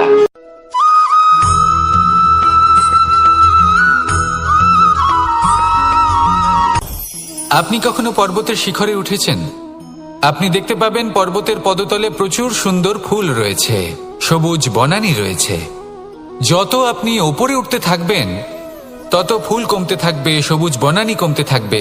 আরো কিছুটা ওপরে উঠলে কাঁটা জাতীয় গাছ দেখতে পাবেন, শুকনো গাছ দেখতে পাবেন। আরো যদি ওপরে ওঠেন তাহলে পাষাণ দেখতে পাবেন। আরো ওপরে উঠলে হিমখণ্ড দেখতে পাবেন।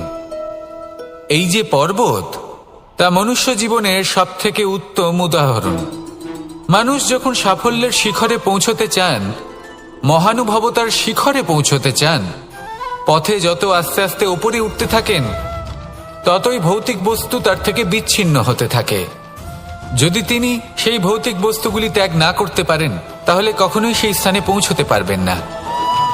আর মানুষ যদি উচিত ত্যাগ করতে পারেন, পথে অগ্রসর হতে থাকেন, এগোতে থাকেন, তাহলে একদিন না একদিন তিনি মহানুভবতার, জ্ঞানের, সাফল্যের হিমের স্বাদ অবশ্যই লাভ করবেন। মনে রাখবেন, মানব জীবনে ত্যাগ হলো অত্যন্ত গুরুত্বপূর্ণ অংশ। আসুন আমার সাথে ভালোবেসে বলুন রাধা রাধা।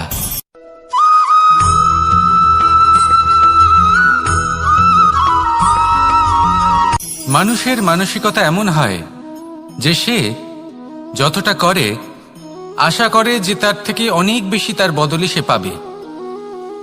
দেখুন, সবকিছুই আপনার ভাবনা চিন্তার উপর নির্ভর করছে। আপনি যদি ফলের বিষয়ে ভেবে কর্ম করতে থাকেন তাহলে সেটা অনুচিত। জীবনের আসল আনন্দ হলো নিজের কর্ম করতে থাকা, ফলের চিন্তা করা উচিত নয়। যদি আপনি এরকম ভাবেন যে আমি এতটা করছি, আমার এতটা পাওয়া উচিত, সেই ভাবনা অনুচিত। যদি আপনি সেবার মানসিকতা নিয়ে কর্ম করতে থাকেন, কর্মচক্রে প্রবাহিত হন, যদি আপনি এমন ভাবনা রাখেন যে আমি এতটা পাচ্ছি তাই এর থেকে অনেক বেশি আমি কর্ম করব, তাহলে নিশ্চিত রূপে আপনি যতটা করছেন তার থেকে অনেক বেশি আপনি পাবেন, আপনার আশার থেকে অনেক বেশি আপনি পাবেন। শুধু জীবনে অনেক বেশি কাজ করতে থাকুন, ফলের চিন্তা করবেন না। আর মনে রাখবেন, এই ভাবনাই সব থেকে বড় বীজ। কর্মের উপর বিশ্বাস রাখুন, জীবনে যা যা আপনি চান সবই সুখময় হবে। আসুন আর আমার সাথে ভালোবেসে বলুন, রাধা রাধা।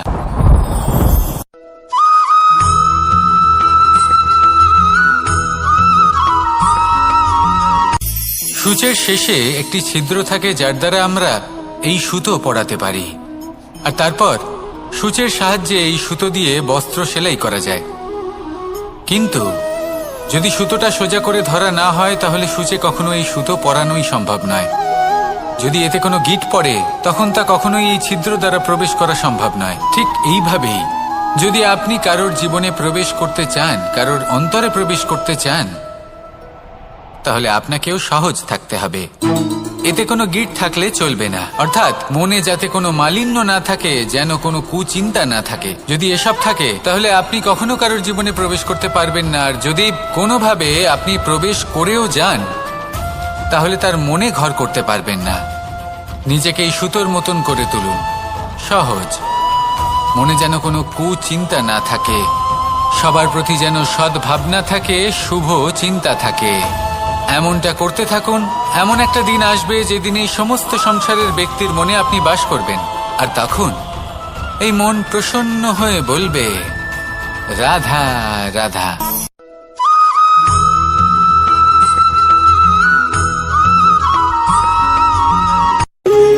যখন মানুষের মৃত্যু হয় তখন কি হয়? অনেক সংখ্যক মানুষ শোক পালন করতে চলে আসেন। যে ব্যক্তি মৃত্যু লাভ করেছেন তার অনেক বস্তু থাকে যেগুলো তার প্রিয়, যেগুলো তিনি ব্যবহার করেছেন। তার শয্যা, তার বস্ত্র, তার আভূষণ সবকিছু তার থেকে বিচ্ছিন্ন করা হয় এবং খালি হাতে তাকে শ্মশানের উদ্দেশ্যে রওনা করা হয়। আমি আপনাকে এই প্রশ্ন করতে চাই, আপনি এই সংসারে কি অর্জন করেছেন? ধন সম্পত্তি, বস্ত্র, আভূষণ, এই সব কিছু যে আপনি অর্জন করেছেন, আপনার মৃত্যুর পরে তা আপনার থেকে দূর হয়ে যাবে। এর উত্তর হলো একটাই, আপনার কর্ম। শুধু সেটাই আছে যা একান্ত আপনার, আর শুধু সেটাই এই সংসার থেকে চলে যাওয়ার পরেও সংসারেই জীবিত থাকবে। যদি আপনি দুষ্কর্ম করেন তাহলে এই সংসার আপনাকে একটি অনুচিত উদাহরণ হিসেবে মনে রাখবে যে এই ব্যক্তি খুব পাপী ছিল, অনুচিত কর্ম করতেন। যে পথে তিনি চলেছেন সেই পথে কারোর চলা উচিত নয়। সেখানেই যদি আপনি সৎকর্ম করেন তাহলে সংসার চিরকাল এটাই বলবে যে খুব ভালো মানুষ ছিলেন, সবাইকে ভালোবাসতেন, সবাইকে সাহায্য করতেন, আমার খুব প্রিয় মানুষ ছিলেন। এটাই হলো শ্রেষ্ঠ কর্ম। সেই জন্য জীবনে শুধুমাত্র ধন সম্পত্তি, আভূষণ এই সব অর্জন করতে গিয়ে নিজের মনোনিবেশ করবেন না। শ্রেষ্ঠ কর্ম করুন। সংসার থেকে চলে যাওয়ার পরেও এই কর্মই এই সংসারে আপনাকে জীবিত রাখবে।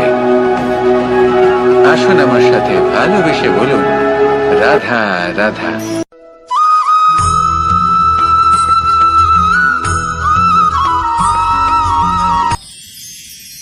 মানুষ তার জীবনে দুই ধরনের পরিস্থিতিকে খুব ভয় পায়।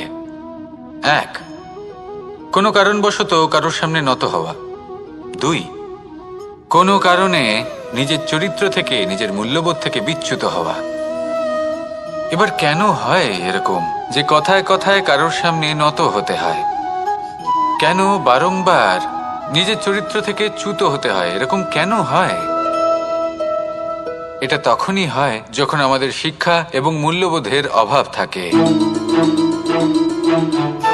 যদি মানুষের মধ্যে প্রকৃত শিক্ষা থাকে তাহলে এই সংসারে কোনো সময় এবং কারোর সামনেই নত হওয়ার কোনো প্রয়োজন নেই। যদি মানুষের মধ্যে মূল্যবোধ থাকে তাহলে তাকে নিজের মূল্যবোধ বা চরিত্র থেকে বিচ্যুত হতে হয় না, তা সে যাই হয়ে যাক না কেন। কোনো বালককে যদি জন্ম থেকেই সুশিক্ষার অধিকারী করা হয়, শিক্ষিত করা হয়, মূল্যবোধের অধিকারী করা হয়, তবে সে এই সংসারে এমন কর্ম করবে যাতে সে নিজেকে, নিজের পরিবারকে, সমগ্র সমাজকে গর্বিত করতে পারে। শিক্ষা লাভ করুন, মূল্যবোধ লাভ করুন এবং আমার সাথে ভালোবেসে বলুন, রাধা রাধা।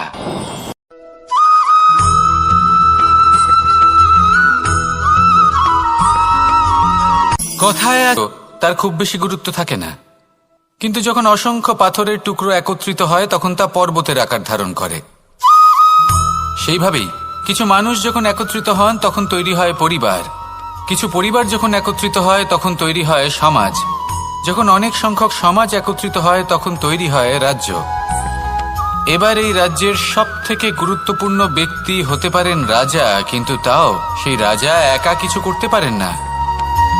যুদ্ধ লড়ার সময় তারও নিজের সৈন্যদলকে প্রয়োজন পড়ে। কিন্তু এই সংসারে এমন একজন ব্যক্তি আছেন যিনি একাই সব কাজ করতে থাকেন, এবং সেই ব্যক্তি হলেন মা। আমাদের জীবনে একজন পিতার ভূমিকা কিন্তু নিঃসন্দেহে অমূল্য, কিন্তু আমাদের সকলের জীবনে যে ভূমিকা একজন মায়ের তা অন্য কারোর থাকে না।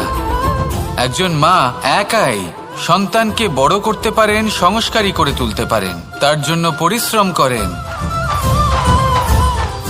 আর এত কিছু কাজ করার পরেও তার কাজের জন্য তিনি প্রশংসা অবশ্য পান না। উল্টে যদি সেই সন্তান অনুচিত পথে চালিত হয়, অনুচিত কর্ম করে, তখন সেই মাকেই অপবাদের পাত্র হয়ে উঠতে হয়। আমাদের জীবনে মায়ের যোগদান কতটা সেটা বুঝুন। আপনাকে বড় করে তোলার জন্য উনি কতটা পরিশ্রম করেছেন সেটা বুঝুন। আজ থেকে, এখন থেকে, এই মুহূর্ত থেকে মাকে সম্মান করতে শিখুন। যখন সময় পাবেন, যখন সুযোগ হবে, তখন তার প্রশংসা করুন, ওনারও ভালো লাগবে। আর মায়ের এই মমতার জন্য, তার এই ভূমিকার জন্য আসুন সবাই মিলে আমরা তাকে প্রণাম করি,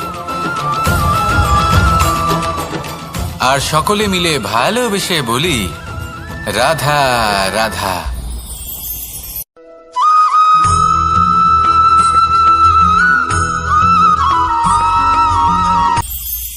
এটা হলো ধান গাছ। এর থেকে যে চাল উৎপন্ন হয় তা মানুষ গ্রহণ করেন। আর এটা কি? এ হলো জংলি ঘাস। একবার ভেবে দেখুন, যদি এই জংলি ঘাস ধান গাছের আশেপাশে থাকে তাহলে কি হবে? ধান উৎপন্ন হতে পারবে? তা উৎকৃষ্ট হতে পারবে? আমরা কি তা গ্রহণ করতে পারবো? কখনোই নয়। এই জংলি ঘাস ধানকে নষ্ট করে দেবে, কিন্তু নিজে জীবিত থাকবে। এটাই হলো আজকের শিক্ষা। এই সংসারে যদি আপনি নীতির পথে চলতে চান, উচিত কর্ম করতে চান, সংসারকে সেবা করতে চান, তাহলে জংলি ঘাসের মতো ব্যক্তিদের থেকে সবসময় দূরে থাকতে হবে।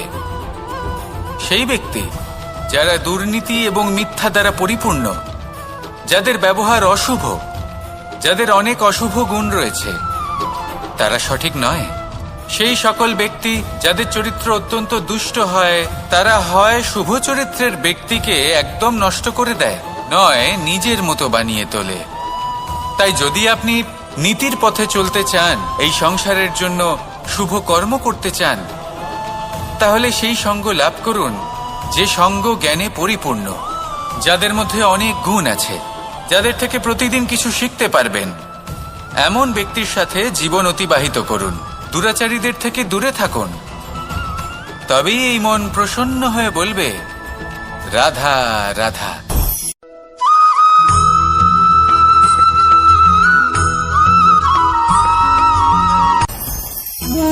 ভোজন। এবার ভোজন সংগ্রহ করার জন্য মানুষ কি না করেন, সবসময় চেষ্টা করতে থাকেন। ফসল উৎপাদনের জন্য অনেক পরিশ্রম করতে থাকেন, কিন্তু অনেক সময় অনেক পরিশ্রম করার পরেও ফসল ভালো উৎপাদন হয় না। এর কারণ কি? কারণ হলো এটাই যে আপনি পরিশ্রম হয়তো অনেক করেছেন, কিন্তু আপনার নজর তো সেই বীজের দিকে ছিলই না যা আপনি রোপণ করেছেন। সেই জন্য সবসময় কোনো বীজ রোপণ করার আগে তাকে পরখ করে দেখুন, তা অত্যন্ত আবশ্যক। আর সেইভাবেই যখনই কোনো কর্মের প্রশ্ন আসে, তাহলে সেখানে শুধুমাত্র পরিশ্রম যথেষ্ট নয়। সেই কাজের প্রতি আপনার কর্তব্য কি, আপনার উদ্দেশ্য কি, সেটা জানা হলো অত্যন্ত গুরুত্বপূর্ণ। তাই কর্ম করুন, কিন্তু সেই কর্মের প্রতি আপনার যা উদ্দেশ্য তার মাহাত্ম্য বুঝতে চেষ্টা করুন। তাহলে আসুন আমার সাথে ভালোবেসে বলুন রাধা রাধা।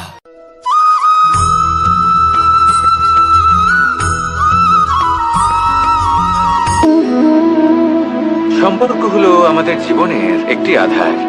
কিছু সম্পর্ক এমন যে আমরা জন্মসূত্রে লাভ করি, যেমন পরিবার, মা বাবা। কিছু সম্পর্ক আছে যে আমরা জীবনে অর্জন করে থাকি, তা সে প্রেমের হোক, স্নেহের হোক বা বন্ধুত্বের। এই সকল সম্পর্ক লাভ করার বা গড়ে তোলার 5টি ধাপ রয়েছে। প্রথম ধাপ, কোনো ব্যক্তির সাথে আলাপ হওয়া, তার সাথে কথা বলা বা তাকে দেখা। দ্বিতীয় ধাপ, সে ব্যক্তিকে আমাদের ভালো লাগা। তৃতীয় ধাপ, আমাদের এটা চাইতে শুরু করা যে জীবনে এই ব্যক্তি যেন আমাদের বন্ধু হন, আমাদের জীবনে থাকেন, বা আমাদের কাউকে ভালোবেসে ফেলা। আর এটা আমাদের ভাবা বা চাওয়া যে সেই ব্যক্তি যেন আজীবন আমার সাথে থাকেন, আমার জীবনে আমার সাথী হয়ে। চতুর্থ ধাপ, লাভ করা। এবার এই ধাপটি অনেক মানুষের পক্ষেই খুবই সরল হয়, বড়ই সরল ভাবে নিজেদের সঙ্গীকে লাভ করে থাকেন। কিছু মানুষের জন্য এই ধাপ অত্যন্ত কঠিন হয়ে থাকে। অনেক প্রতিকূল পরিস্থিতির উপর জয়লাভ করে তারা সঙ্গীকে লাভ করেন, কিন্তু লাভ অবশ্যই করেন। এরপরে আসে পঞ্চম, অন্তিম এবং সব থেকে গুরুত্বপূর্ণ ধাপ। সেটা হলো সেই সম্পর্ক পালন করা। এটা হলো এমন এক বিষয় যা প্রত্যেক মানুষের শেখা উচিত। যদি ব্যক্তি নিজের জীবনে সম্পর্ক রক্ষা করতে শিখে যান, তবে প্রত্যেক সম্পর্ক তার জীবনকে স্বর্গ করে তুলবে। আসুন আর আমার সাথে ভালোবেসে বলুন রাধা রাধা।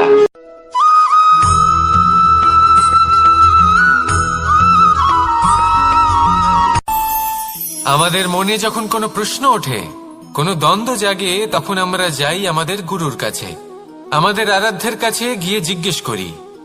এইভাবেই একদিন আমি পৌঁছলাম আমার আরাধ্যের কাছে, আমার মহাদেবের কাছে, আর ওনাকে প্রশ্ন করলাম যে মহাদেব, জীবনে আনন্দ পাওয়ার, উৎসব পালনের, প্রেম ভাগ করে নেবার, জীবনকে উপভোগ করে নেওয়ার সর্বশ্রেষ্ঠ সময় কোনটা? মহাদেব হাসলেন আর উনি বললেন, জীবনে উৎসব পালনের সব থেকে শ্রেষ্ঠ দিন হল মৃত্যুর ঠিক আগের দিনটা। প্রেম ভাগ করে নেওয়ার সব থেকে শ্রেষ্ঠ মুহূর্ত হল মৃত্যুর ঠিক আগের মুহূর্ত। জীবনকে উপভোগ করে নেওয়ার সর্বশ্রেষ্ঠ প্রহর হল মৃত্যুর 1 প্রহর পূর্বে। তখন আমি চমকে গেলাম। আমি বললাম, কিন্তু মহাদেব, মৃত্যু তো অনিশ্চিত, আমরা জানিও না কবে আমাদের মৃত্যু হবে। মহাদেব আবার হাসলেন। উনি বললেন যে যদি আমরা এভাবে জীবন কাটাই যে আমরা জীবনের প্রত্যেক দিন, প্রত্যেক মুহূর্ত, প্রত্যেক প্রহর শেষ বলে মনে করি, তাহলে আমাদের সমস্ত জীবন আনন্দের সাথেই অতিবাহিত হবে। কি বলেন?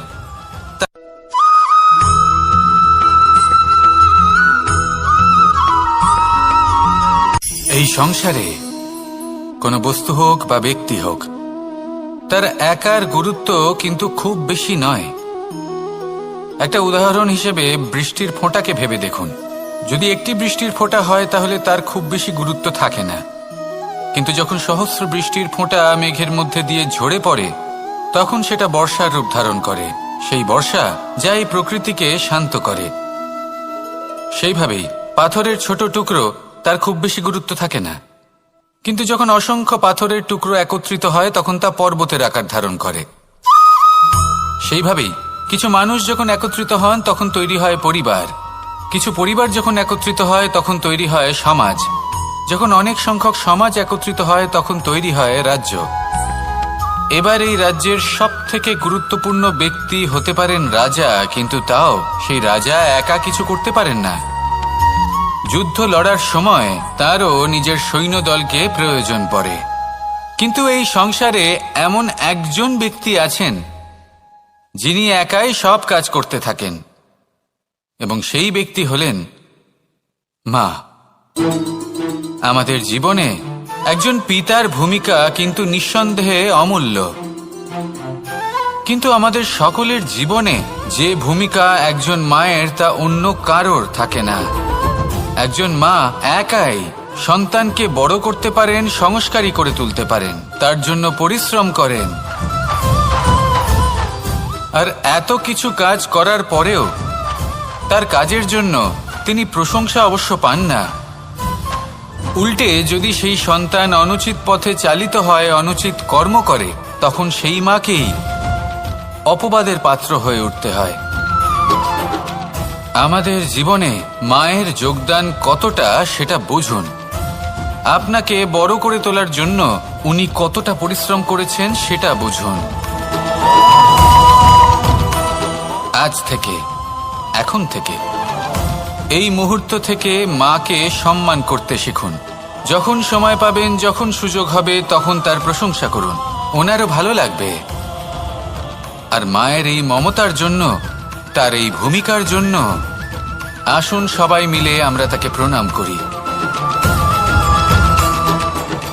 আর সকলে মিলে ভালোবেসে বলি রাধা রাধা।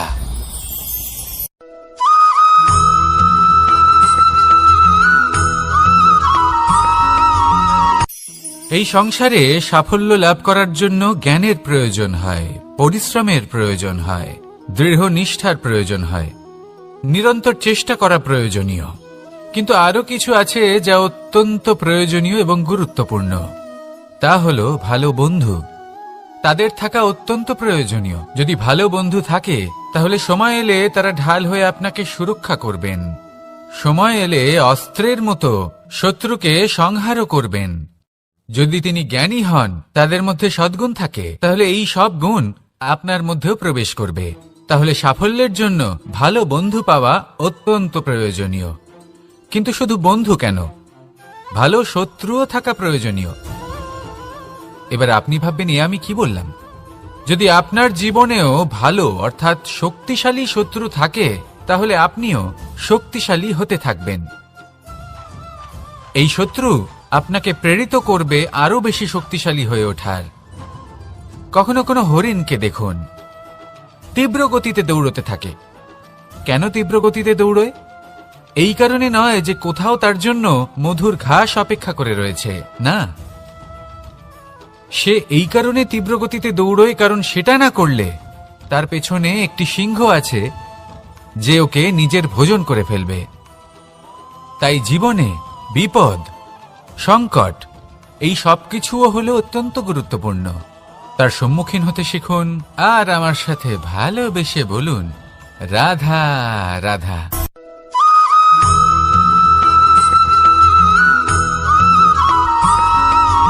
কথায় আছে, প্রত্যেক পুত্র তার পিতার প্রতিচ্ছবি হয়, আর সমস্ত প্রতিচ্ছবি চায় যেন সে তার অস্তিত্ব প্রাপ্ত করতে পারে।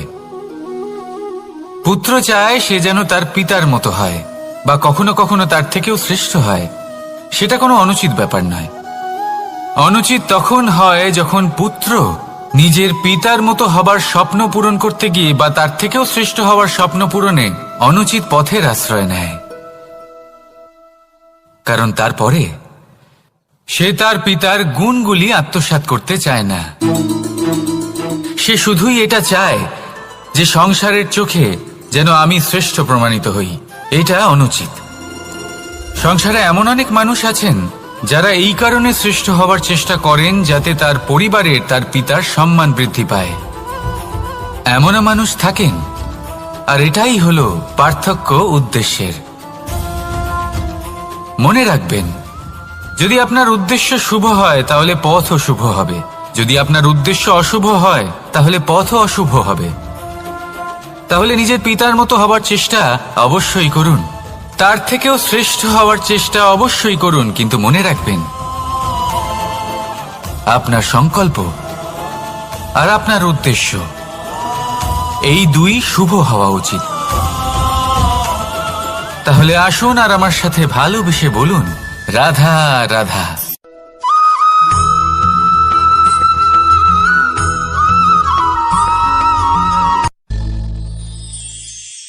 শিশিরের বিন্দু পাতার ওপর পড়ে আর তার গায়ে লেগে থাকে।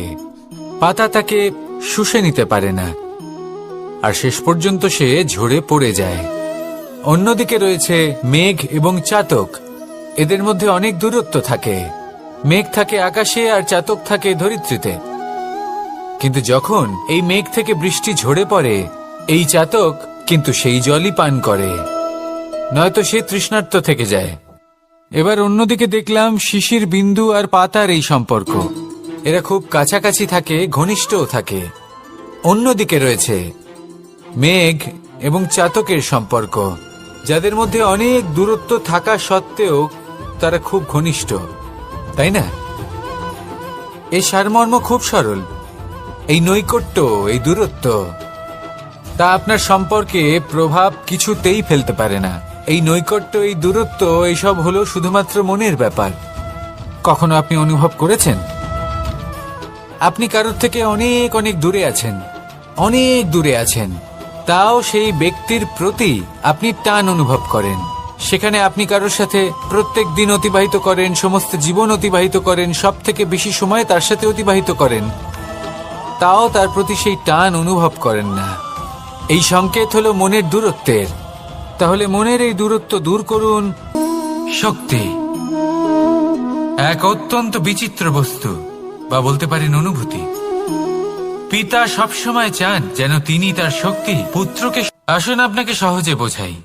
যদি আপনি সুপাত্র হন আর আপনাকে শক্তি দেওয়া হয়, তাহলে আপনি সেই শক্তির গুরুত্ব বুঝবেন, কোথায় সেই শক্তি প্রয়োগ করা উচিত সেটা বুঝবেন। আর এটা যেহেতু অর্জন করা শক্তি হবে, সেই শক্তির অপব্যবহার হবে না। কিন্তু যদি এই আপনি কুপাত্র হন আর যদি আপনাকে এই শক্তি দেওয়া হয়, তাহলে কি হবে? দেখতে গেলে এই শক্তি আপনি দান হিসেবে পেয়েছেন, তাই না আপনি এই শক্তির গুরুত্ব বুঝবেন আর না এর প্রয়োগ আপনি জানবেন। তার অপব্যবহার হওয়া সুনিশ্চিত। তাই যদি আপনি কোনো শক্তি অর্জন করতে চান, তাহলে আগে তার যোগ্য হয়ে উঠুন। পুত্র নয়, পাত্র হয়ে উঠুন। আর আমার সাথে ভালোবেসে বলুন, রাধা রাধা।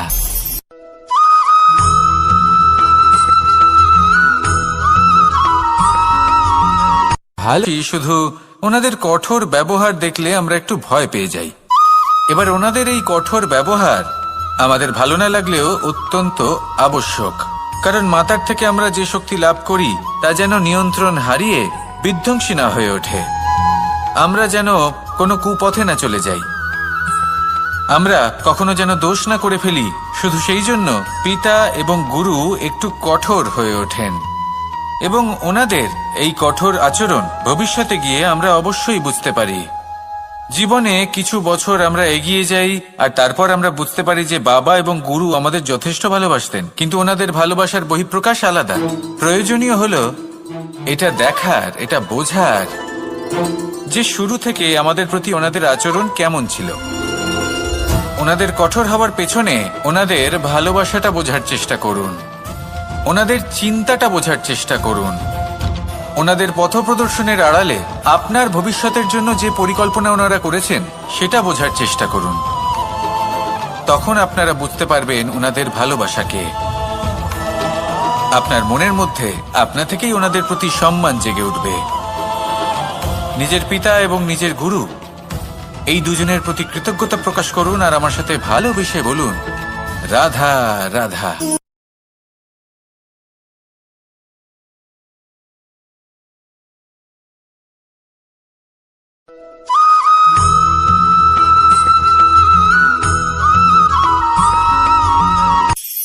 কখনো কোনো বাগানের কোনো বৃক্ষকে দেখেছেন যেখানে সুগন্ধি ফুল থাকে, রসালো ফল থাকে? এটাই প্রযোজ্য। যদি বেশি প্রশংসা করা হয় তাহলেও এরা হারিয়ে যাবেন। প্রয়োজনের থেকে বেশি যদি নিন্দা করা হয় তখনও তারা নত হয়ে পড়বেন।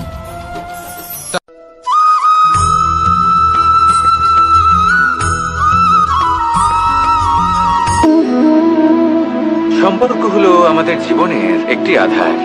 কিছু সম্পর্ক এমন যে আমরা জন্মসূত্রে লাভ করি, যেমন পরিবার, মা বাবা। কিছু সম্পর্ক আছে যে আমরা জীবনে অর্জন করে থাকি, তা সে প্রেমের হোক, স্নেহের হোক বা বন্ধুত্বের। এই সকল সম্পর্ক লাভ করার বা গড়ে তোলার 5টি ধাপ রয়েছে। প্রথম ধাপ, কোনো ব্যক্তির সাথে আলাপ হওয়া, তার সাথে কথা বলা বা তাকে দেখা। দ্বিতীয় ধাপ, সে ব্যক্তিকে আমাদের ভালো লাগা। তৃতীয় ধাপ, আমাদের এটা চাইতে শুরু করা যে জীবনে এই ব্যক্তি যেন আমাদের বন্ধু হন, আমাদের জীবনে থাকেন, বা আমাদের কাউকে ভালোবেসে ফেলা আর এটা আমাদের ভাবা বা চাওয়া যে সেই ব্যক্তি যেন আজীবন আমার সাথে থাকেন, আমার জীবনে আমার সাথী হয়ে। চতুর্থ ধাপ, লাভ করা। এবার এই ধাপটি অনেক মানুষের পক্ষেই খুবই সরল হয়, বড়ই সরলভাবে নিজেদের সঙ্গীকে লাভ করে থাকেন। কিছু মানুষের জন্য এই ধাপ অত্যন্ত কঠিন হয়ে থাকে। অনেক প্রতিকূল পরিস্থিতির উপর জয়লাভ করে তারা সঙ্গীকে লাভ করেন, কিন্তু লাভ অবশ্যই করেন। এরপরে আসে পঞ্চম, অন্তিম এবং সব থেকে গুরুত্বপূর্ণ ধাপ। সেটা হলো সেই সম্পর্ক পালন করা। এটা হলো এমন এক বিষয় যা প্রত্যেক মানুষের শেখা উচিত। যদি ব্যক্তি নিজের জীবনে সম্পর্ক রক্ষা করতে শিখে যান, তবে প্রত্যেক সম্পর্ক তার জীবনকে স্বর্গ করে তুলবে। আসুন আর আমার সাথে ভালোবেসে বলুন, রাধা রাধা।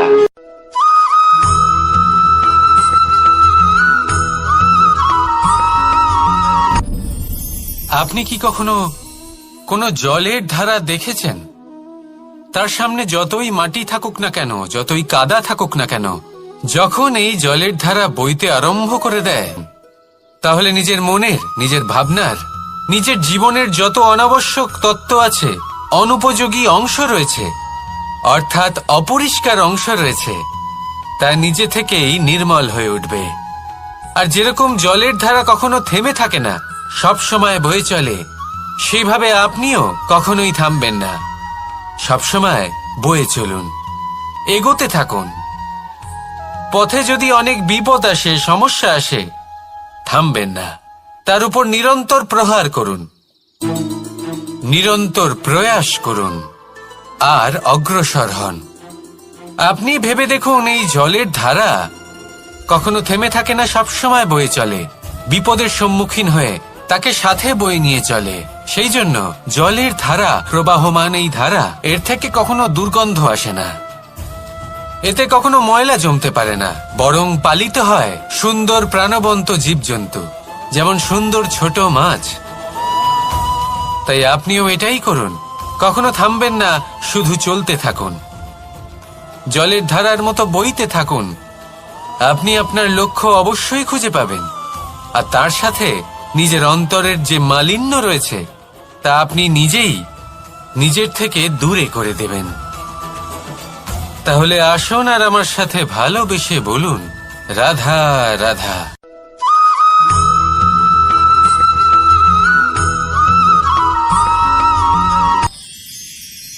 মানুষ তার জীবনে দুই ধরনের পরিস্থিতিকে খুব ভয় পায়। এক, কোনো কারণবশত কারোর সামনে নত হওয়া। দুই, কোনো কারণে নিজের চরিত্র থেকে, নিজের মূল্যবোধ থেকে বিচ্যুত হওয়া। এবার কেন হয় এরকম যে কথায় কথায় কারোর সামনে নত হতে হয়? কেন বারংবার নিজের চরিত্র থেকে চ্যুত হতে হয়? এরকম কেন হয়? এটা তখনই হয় যখন আমাদের শিক্ষা এবং মূল্যবোধের অভাব থাকে। যদি মানুষের মধ্যে প্রকৃত শিক্ষা থাকে তাহলে এই সংসারে কোনো সময় এবং কারোর সামনেই নত হওয়ার কোনো প্রয়োজন নেই। যদি মানুষের মধ্যে মূল্যবোধ থাকে তাহলে তাকে নিজের মূল্যবোধ বা চরিত্র থেকে বিচ্যুত হতে হয় না, তা সে যাই হয়ে যাক না কেন। কোনো বালককে যদি জন্ম থেকেই সুশিক্ষার অধিকারী করা হয়, শিক্ষিত করা হয়, মূল্যবোধের অধিকারী করা হয়, তবে সে এই সংসারে এমন কর্ম করবে যাতে সে নিজেকে, নিজের পরিবারকে, সমগ্র সমাজকে গর্বিত করতে পারে।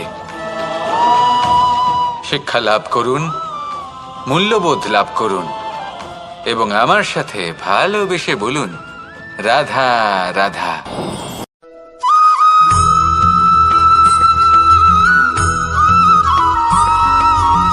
এর পালন পোষণ করে, নিজের ঠোঁট দিয়ে তাদের ঠোঁটে খাবার পরিবেশন করে। কিন্তু যেই সেই সন্তানেরা হৃষ্টপুষ্ট হয়ে যায় এবং সেই কথা বাজ নিজে বুঝতে পেরে যায়, সেই বাজ নিজেই সেই বাসা ছিন্ন ভিন্ন করে দেয়। সেই সন্তান যাদের সবেমাত্র ডানা গজিয়েছে, কিভাবে উঠতে হয় তারা জানে না, সেই সন্তানগুলিকে উচ্চতা থেকে ঠেলে দেয়। সেই সন্তান প্রথমে ভয়ভীত হয়ে যায়। তারা সামনে মৃত্যুকে দেখতে পেয়ে ভয়ের কারণে তাদের ডানা ঝাপটাতে থাকে, আর সেই প্রক্রিয়াতেই সেই সন্তানগুলি উড়তে শুরু করে দেয়। এবার এই ঘটনায় আমরা কি শিক্ষা পেতে পারি? এটাই, যদি আপনি মাতা পিতা হন তাহলে নিজের সন্তানকে অবশ্যই স্নেহ করুন, কিন্তু তাদেরকে নিজের আঁচলের তলায় বেঁধে রাখবেন না। যদি আপনি চান আপনার সন্তান জীবনে উন্নতি করুক, তাহলে নিজের মুঠো থেকে তাদের স্বতন্ত্র করে দিন, এই সংসারে সংঘর্ষ করতে দিন। সেই সন্তান নিজেই বুঝতে পারবে যে জন্মের সময় পাওয়া ডানা কি করে ব্যবহার করতে হয়। আর আপনার চোখের সামনে আপনার সন্তান এই আকাশে উড়তে থাকবে। তাহলে আসুন আমার সাথে ভালোবেসে বলুন, রাধা রাধা।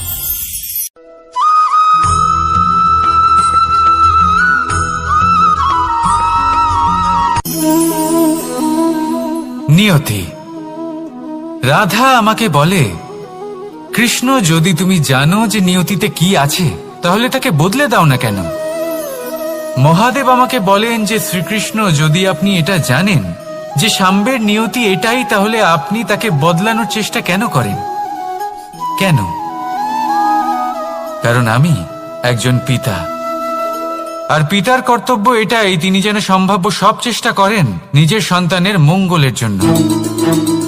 নিয়তি আমি জানি, কিন্তু এটাও আমি জানি যে কর্মের থেকে বড় আর কোনো নিয়তি হতে পারে না। অভিজ্ঞতাও রয়েছে যে কর্মের হাতে নিয়তির এই চক্র বদলে যেতে পারে। তাই জীবনে যদি আপনার কখনো এমন মনে হয় যে এটা তো অসম্ভব, তখনও চেষ্টা করা কখনোই ছাড়বেন না। কে বলতে পারে আপনারই কর্মের কোনো এক বীজ হয়তো নিয়তির চাকায় আটকে গেল আর নিয়তিকে নিজের পথ পাল্টাতে হলো, ঠিক কি না? সেই জন্য নিয়তিকে ভাগ্য মেনে নিয়ে চুপ করে বসে থাকবেন না। নিজের নিয়তি স্বয়ং নিজের কর্মের দ্বারা নির্ধারিত করুন, কারণ আপনার এই কর্মের ওপরেই আপনার অধিকার রয়েছে। আর এই অধিকারকে নিয়তি অনেক সময় সম্মানও করে। তাহলে আসুন আর আমার সাথে ভালোবেসে বলুন, রাধা রাধা।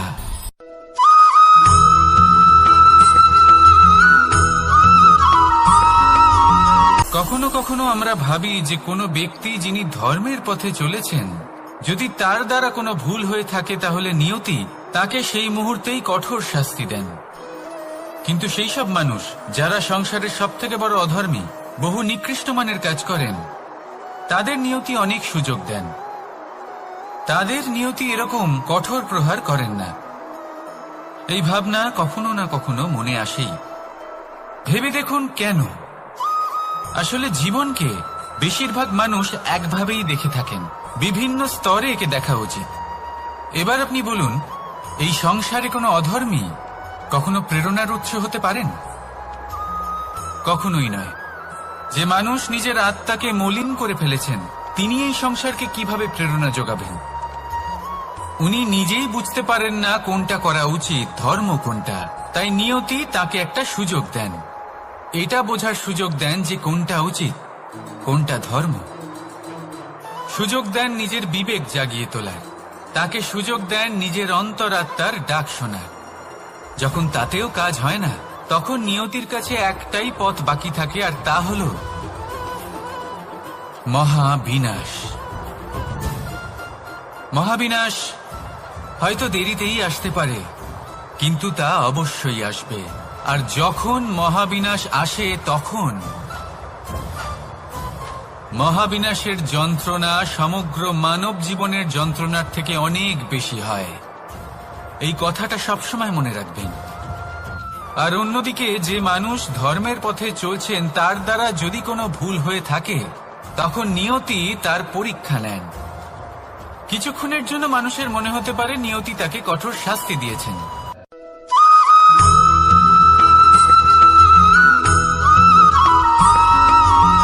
এই সংসারে কখনো কোনো ব্যক্তিকে তার বাইরের পোশাক দেখে বিচার করার চেষ্টা করবেন না। এটা খুব বড় ভুল করবেন। যেমন আমরা জীবনে অনেক সময় এমন করি। ধরুন কোথাও একটা গাছ দেখলাম, খুব বিশাল আকারের একটা গাছ, যেটা মাটির থেকে অনেক উঁচুতে পৌঁছে গেছে, যার বিশাল শাখা আছে। সেগুলো দেখে আমরা ভাবি যে এই গাছে হয়তো কত সুস্বাদু ফল আছে। আমরা সেই গাছের পরিচর্যা করতে থাকি। আবার অন্যদিকে হলো একটি তৃণ, যেটা মাটি থেকে কিছুটা উঁচুতে পৌঁছেছে, কিন্তু সেই তৃণর নিচে, মাটির নিচে অত্যন্ত সুস্বাদু ফল বা সবজি জন্ম নেয়, যা আমাদের স্বাস্থ্যের পক্ষে অত্যন্ত উপকারী। সেই জন্য কখনো আবরণ দেখে কাউকে বিচার করতে চেষ্টা করবেন না। তার বদলে এটা বোঝার চেষ্টা করুন যে আপনার সামনে যে ব্যক্তি আছে বা বস্তু আছে, তার বিশেষত্ব কি। যদি এই বিশেষত্ব বোঝার ক্ষমতা আপনি অর্জন করেন, যদি এই শিল্প আপনি নিজের ভেতরে জাগ্রত করেন, তাহলে এই সংসারে বিশেষত্ব কি সেটা আপনি জানতে পারবেন। আর এই সমস্ত খেলা দৃষ্টি থেকে নয়, দৃষ্টিভঙ্গি থেকে জন্ম নেয়। দৃষ্টিভঙ্গি সবসময় শুভ রাখুন, আর আমার সাথে ভালোবেসে বলুন, রাধা রাধা।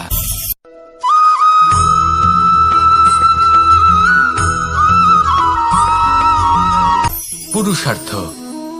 শাস্ত্রে 4 ধরনের পুরুষার্থের কথা বলা হয়েছে। প্রথম হলো ধর্ম। আপনি কি জানেন এই ধর্ম আসলে কি?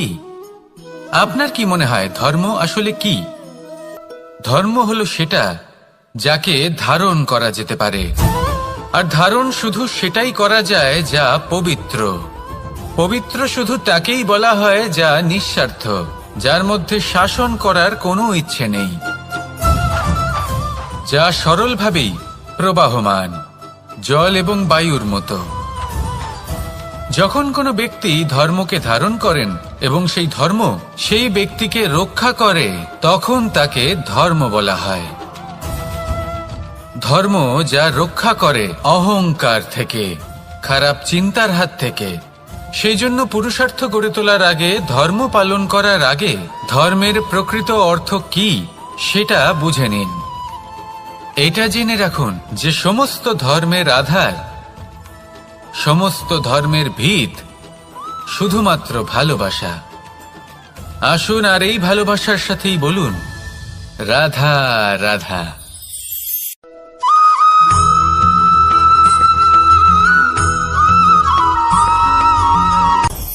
আপনি কখনো পর্বতের শিখরে উঠেছেন?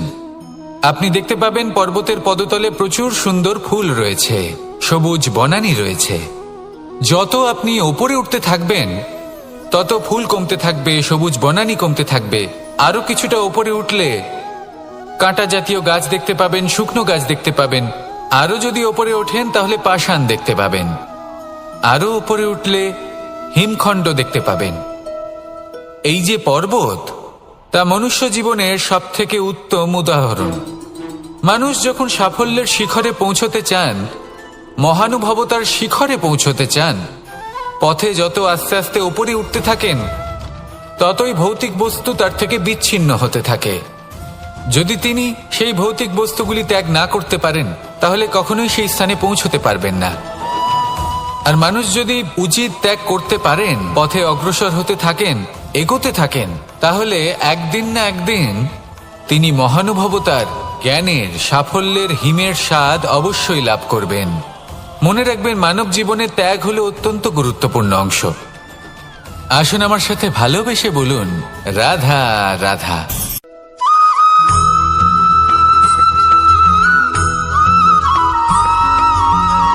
কেউ বলে জীবন খুব ক্ষণস্থায়ী, কেউ বলে জীবন হলো একটা সুন্দর স্বপ্নের মতো, আবার কেউ বলবে জীবন হলো এক কঠোর সত্য। কিন্তু জীবন আসলে কি? জীবন হলো আপনারই প্রতিবিম্ব, একটা দর্পণ। অর্থাৎ আপনি জীবনকে সেইভাবেই পাবেন যেরকম আপনি নিজেকে প্রতিপন্ন করবেন। যদি আপনি দর্পণের দিকে তাকিয়ে হাসেন, তাহলে আপনি সামনে হাসি মুখী দেখতে পাবেন। এবার যদি আপনি গম্ভীর হয়ে থাকেন, তাহলে আপনি একজন রুষ্ট ব্যক্তি দেখতে পাবেন। শেষে সবথেকে বেশি গুরুত্বপূর্ণ হলো আপনার চেষ্টা। আপনাকে সবসময় চেষ্টা করতে হবে যাতে আপনি নিজেকে প্রসন্ন এবং ইতিবাচক মনোভাবে রাখেন। এটা হলো আপনারই উত্তরদায়িত্ব, তাকে পালন করুন। এই মনকে প্রসন্ন রাখুন, এই সংসারকে সুন্দর বলে মনে হবে। আর এই মন প্রসন্ন হয়ে বলবে, রাধা রাধা।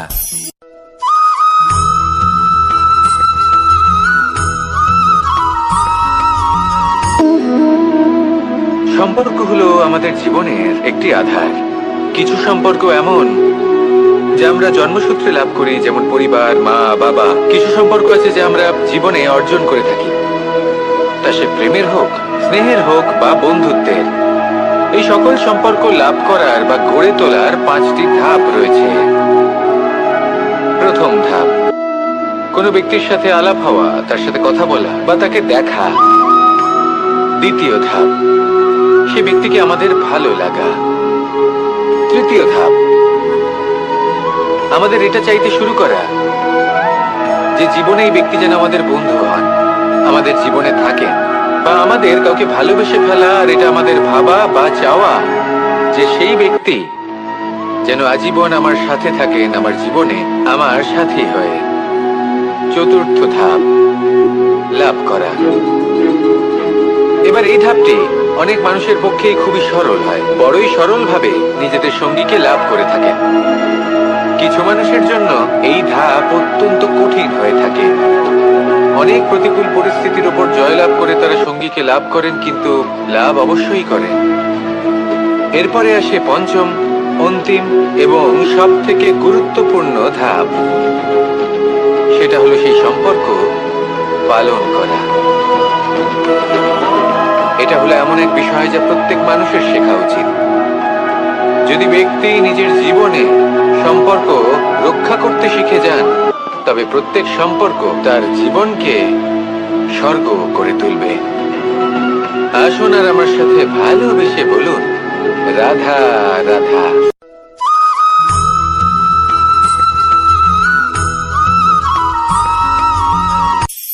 কখনো কোনো বাগান যতই আঘাত প্রদান করুক না কেন, প্রেম পূর্বক সহ্য করে আর তার বদলে অমূল্য রত্ন প্রদান করে। সন্তান যদি হাল চালায়, তাহলে তার বদলে তাকে অন্ন প্রদান করে। এটাই হলো ধরনী। এবার এর থেকে আমরা কি শিক্ষা পেতে পারি? এটাই যে কারোর জন্য কিছু করা বা কাউকে কিছু দেওয়া মনে কোনো কামনা ছাড়াই।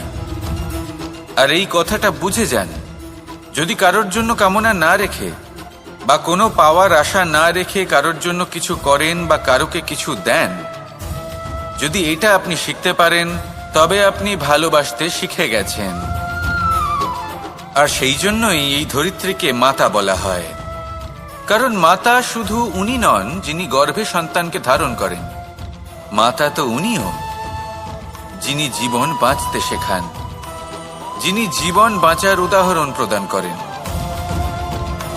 তাহলে ধরনীর থেকে এই নিঃস্বার্থ ভাব শিখুন, নিঃস্বার্থ ভালোবাসা শিখুন, আর এই ভালোবাসার সাথেই বলুন, রাধা রাধা।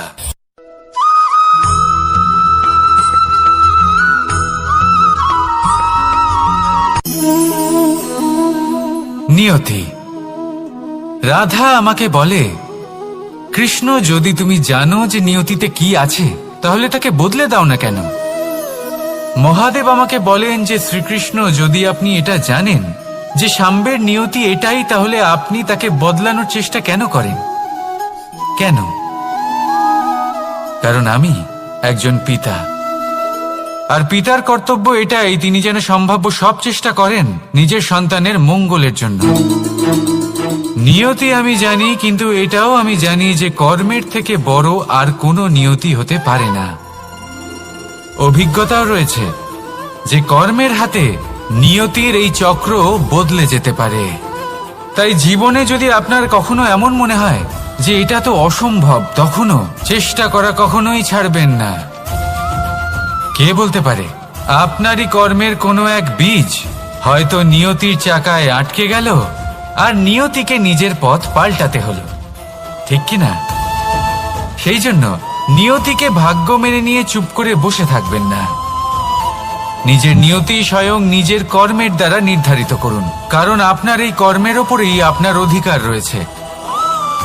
আর এই অধিকারকে নিয়তি অনেক সময় সম্মানও করে।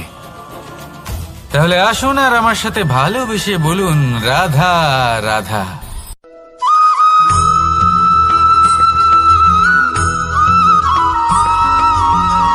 মানুষ ভাবেন যে ধন অর্জন করা হলো কিছুই না। ধন অর্জন করতেই থাকেন, আর কিছু সময় পরে যখন তিনি অসংখ্য ধন লাভ করে ফেলেন, তখন তার সাথে ওনার শরীরে অনেক রোগ বাসা বাঁধে। এইসব রোগের উপচার করতে করতে সেই সমস্ত ধন যা উনি অর্জন করেছেন তা তিনি ব্যয় করে ফেলেন। শেষ পর্যন্ত কি হয়? আমরা যেভাবে এসেছি ঠিক সেইভাবেই ফিরে যাই, ধন এখানেই থেকে যায়। দেখুন, একটা অত্যন্ত গুরুত্বপূর্ণ কথা রয়েছে যে আপনার বোঝা উচিত। এই যে ধন, তার ব্যবহার করুন জীবনকে আরো ভালো করে তোলার জন্য। ধনের সদ্ব্যবহার করা উচিত, এমন যেন না হয় এই ধন আপনাকে ভোগ করে ফেলে। এই জীবনকে নিশ্চিত রূপে আরো শ্রেষ্ঠ করে তুলুন। কিন্তু এই ধন অর্জন করার এই প্রক্রিয়াতে নিজের সারা জীবনকে নষ্ট করে ফেলবেন না। এই জীবন উপভোগ করতে শিখুন, আর আমার সাথে ভালোবেসে বলুন, রাধা রাধা।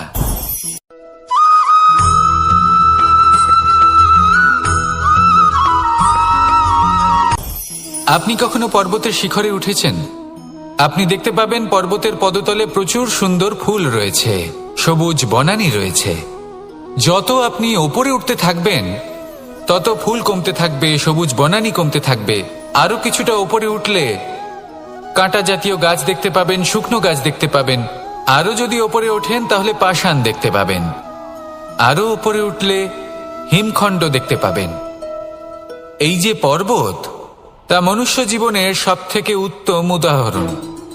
মানুষ যখন সাফল্যের শিখরে পৌঁছতে চান, মহানুভবতার শিখরে পৌঁছতে চান, পথে যত আস্তে আস্তে উপরে উঠতে থাকেন ততই ভৌতিক বস্তু তার থেকে বিচ্ছিন্ন হতে থাকে। যদি তিনি সেই ভৌতিক বস্তুগুলি ত্যাগ না করতে পারেন তাহলে কখনোই সেই স্থানে পৌঁছতে পারবেন না।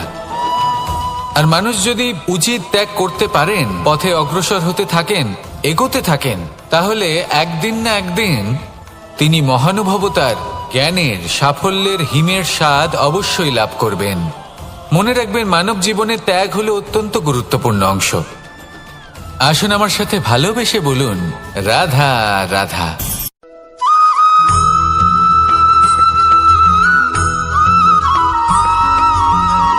কেউ বলে জীবন খুব ক্ষণস্থায়ী, কেউ বলে জীবন হলো একটা সুন্দর স্বপ্নের মতো, আবার কেউ বলবে জীবন হলো এক কঠোর সত্য। কিন্তু জীবন আসলে কি? জীবন হলো আপনারই প্রতিবিম্ব, একটা দর্পণ। অর্থাৎ আপনি জীবনকে সেইভাবেই পাবেন যেরকম আপনি নিজেকে প্রতিপন্ন করবেন। যদি আপনি দর্পণের দিকে তাকিয়ে হাসেন তাহলে আপনি সামনে হাসি মুখী দেখতে পাবেন। এবার যদি আপনি গম্ভীর হয়ে থাকেন তাহলে আপনি একজন রুষ্ট ব্যক্তি দেখতে পাবেন। শেষে সবথেকে বেশি গুরুত্বপূর্ণ হলো আপনার চেষ্টা। আপনাকে সবসময় চেষ্টা করতে হবে যাতে আপনি নিজেকে প্রসন্ন এবং ইতিবাচক মনোভাবে রাখেন। এটা হলো আপনারই উত্তরদায়িত্ব, তাকে পালন করুন। এই মনকে প্রসন্ন রাখুন, এই সংসারকে সুন্দর বলে মনে হবে। আর এই মন প্রসন্ন হয়ে বলবে, রাধা রাধা।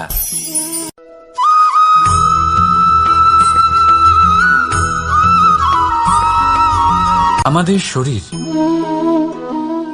প্রকৃতির সর্বশ্রেষ্ঠ রচনা।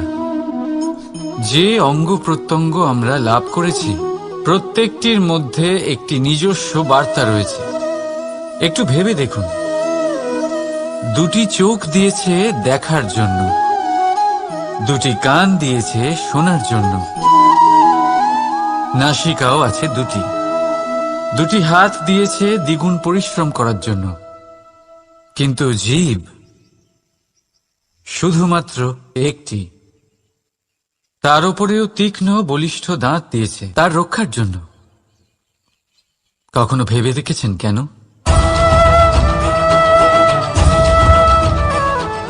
কারণ শব্দ আর শব্দের প্রয়োগ মানুষের সবচেয়ে বড় অস্ত্র, যার প্রয়োগ যত ভেবেচিন্তে করা যায়, মানুষ তার জীবনে ততটাই উপরে উঠতে পারে। তাহলে মনে রাখুন, দেখুন, শুনুন আর বুঝুন বেশি, বলুন কম। রাধা রাধা।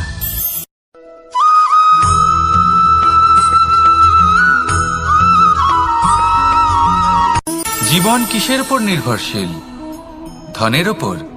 বৈভবের অনুভব যদি আপনি করতে চান, তাহলে তা পাবেন শুধু একতার দ্বারা, সংগঠনের দ্বারা। যদি আপনাকে উদাহরণ দিই, নিজের এই হাতটাকে দেখুন, 5টা আঙুল রয়েছে। কোনো একটা বস্তুকে নিজের একটা আঙুল দ্বারা তুলে ধরার চেষ্টা করে দেখুন, বড়ই কষ্ট হবে। তখন আপনি বুঝতে পারবেন, যখন এই 5টি আঙুল একত্রিত হয়, তখন কোনো কাজ কতটা সহজ হতে পারে। এটাই হলো শক্তি একতার। সব থেকে ভালো উদাহরণ যদি আপনাকে দিই, তাহলে বাঁশি। এই বাঁশি থেকে অত্যন্ত মধুর সুর নির্গত হয়, যা সবার মন প্রসন্ন করে দেয়। এই কথা সত্যি। কিন্তু এই বাঁশি আমি একটা বা দুটো আঙুল দিয়ে বাজাতে পারবো না। আমাকে প্রত্যেকটা আঙুল ব্যবহার করতেই হবে, তবেই এর থেকে মধুর সুর নির্গত হবে, যা সকলকে প্রসন্ন করবে। ঠিক কিনা? ঠিক এইভাবেই যদি আপনি চান যে আপনার জীবনরূপী বাঁশি থেকেও মধুর সুর নির্গত হোক বা সবার মনকে প্রসন্ন করে তুলুক, তাহলে আপনাকেও জীবনে একতা নিয়ে আসতেই হবে। আপনি একাও কর্ম করতে পারেন, পথ চলতেও পারেন, সামনেও এগোতে পারেন, সাফল্যও লাভ করতে পারেন। কিন্তু যখন সকলে একসাথে এগোবেন, সেই পথে চলবেন, সেই কর্মই করবেন, তখন লক্ষ্যে অবশ্যই পৌঁছবেন, সাফল্য অবশ্যই লাভ করবেন। কিন্তু সেই সাফল্য এবং তার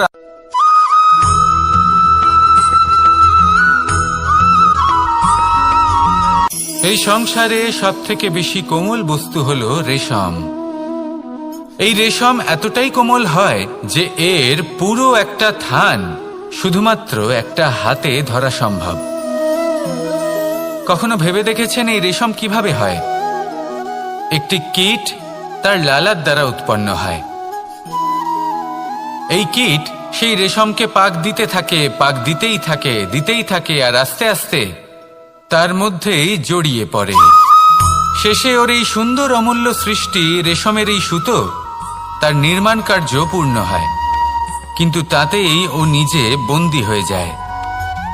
নিজেরই মায়াজালের এই বন্দী গৃহে নিজেই ফেঁসে যায়। এবার এই সুতোকে ব্যবহারযোগ্য করে তোলার জন্য এই কীটগুলিকে এই কবচের সাথেই ফুটন্ত জলে ফেলে দেওয়া হয়।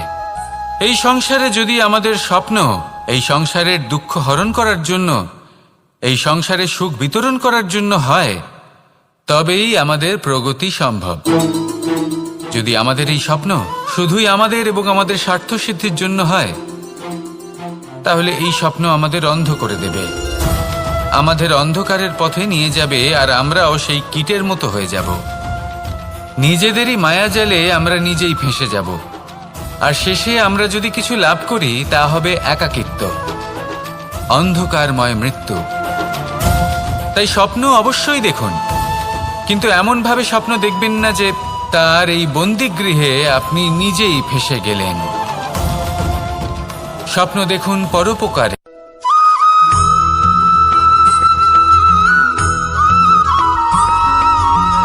মানুষের মানসিকতা এমন হয় যে সে যতটা করে আশা করে যে তার থেকে অনেক বেশি তার বদলে সে পাবে।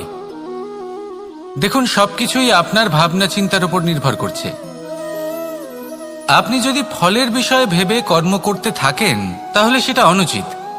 জীবনের আসল আনন্দ হলো নিজের কর্ম করতে থাকা, ফলের চিন্তা করা উচিত নয়।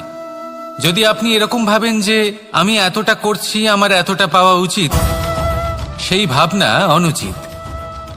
যদি আপনি সেবার মানসিকতা নিয়ে কর্ম করতে থাকেন, কর্মচক্রে প্রবাহিত হন, যদি আপনি এমন ভাবনা রাখেন যে আমি এতটা পাচ্ছি তাই এর থেকে অনেক বেশি আমি কর্ম করব, তাহলে নিশ্চিতরূপে আপনি যতটা করছেন তার থেকে অনেক বেশি আপনি পাবেন। আপনার আশার থেকে অনেক বেশি আপনি পাবেন। শুধু জীবনে অনেক বেশি কাজ করতে থাকুন, ফলের চিন্তা করবেন না। আর মনে রাখবেন, এই ভাবনাই সব থেকে বড় বীজ। কর্মের উপর বিশ্বাস রাখুন। জীবনে যা যা আপনি চান সবই সুখময় হবে। আসুন আর আমার সাথে ভালোবেসে বলুন, রাধা রাধা।